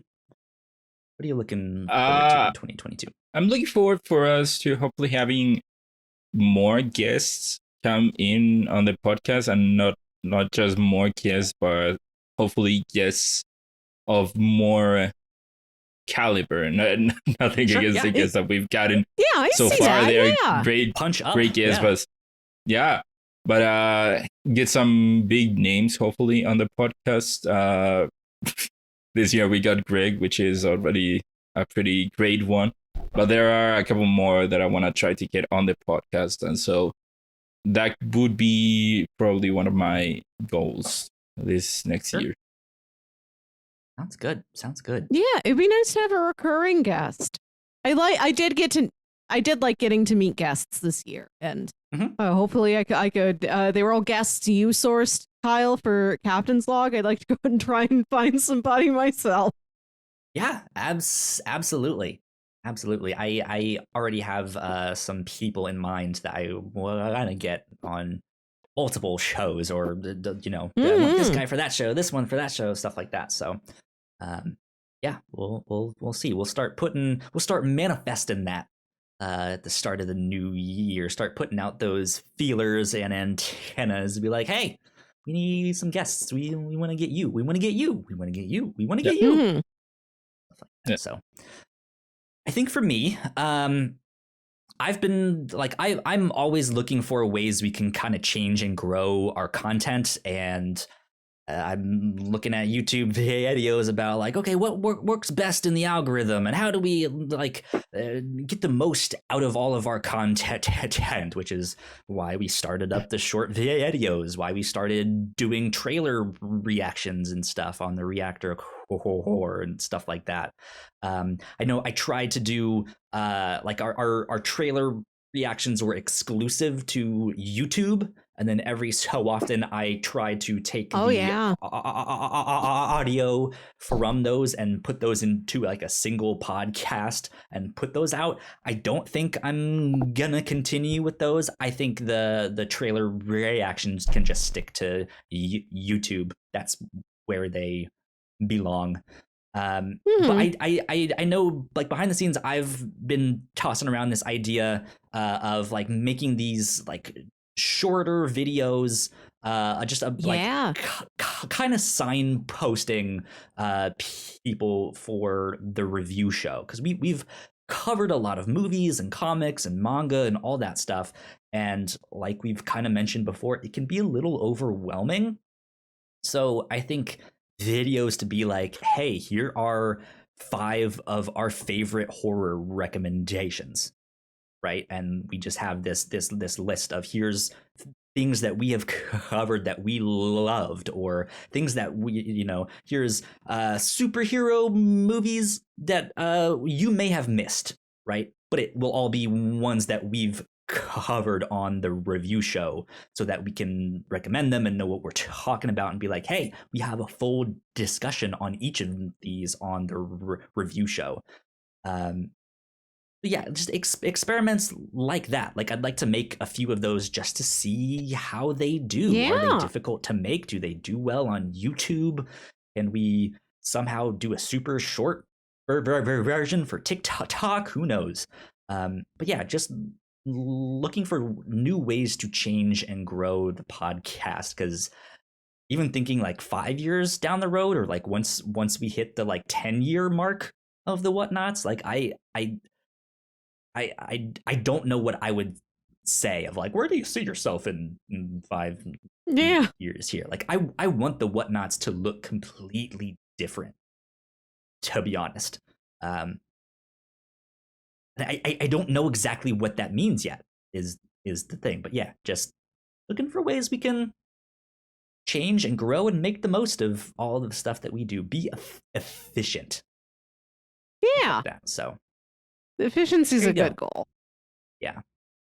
Which I mean, I might talk behind the scenes with you guys. Like I know right now there's a big kind of meta conversation happening of like, do we switch off of Twitch to go to YouTube and stuff like that for certain things? And I don't know if we necessarily need to do that, but it is a conversation worth having, I think, of just the stuff that we could do all on the same platform in YouTube, and how that would save us time and stuff like that. Like there's some interesting conversations that I think we could have behind the scenes, but nothing is set in stone right now. We'll just keep chugging along into 2022 and beyond.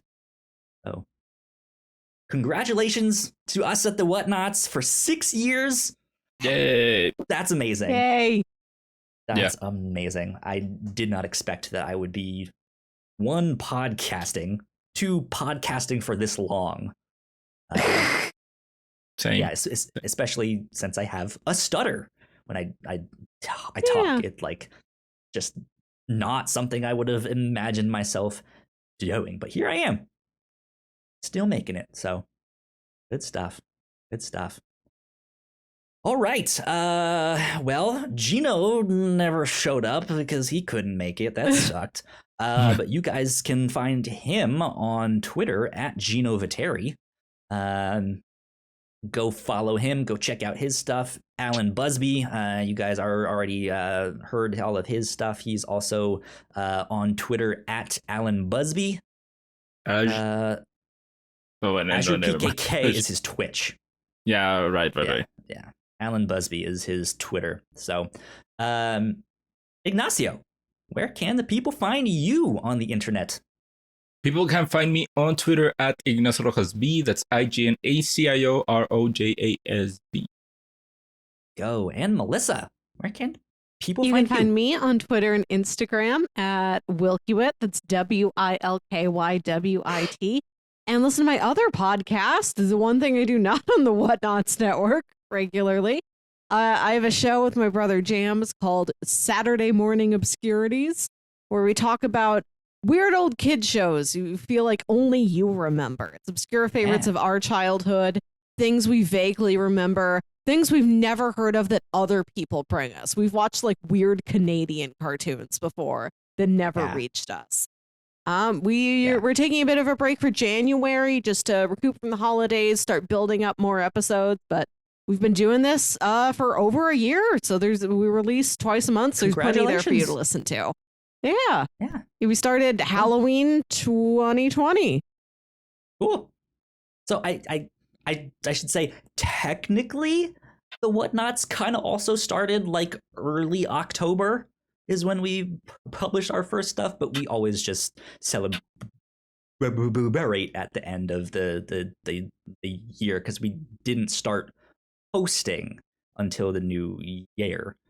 We did recordings and stacked them up and then did stuff like that when we started. So there you go. Fun fact behind the scenes. If you guys want to follow me, I'm at Kyle Springer on Twitter. And if you guys want to follow all of the stuff that we do here at the Whatnauts, we are at the Whatnauts on Twitter. We are at the Whatnauts on Twitch. We're at the Whatnauts on YouTube. We are at the Whatnauts on TikTok, on Bumble, on OnlyFans, on TurboTax. I don't know. The Whatnauts pretty much everywhere. So yeah, there you go. That being said, we will see you all in 2022. Bye, guys. Bye.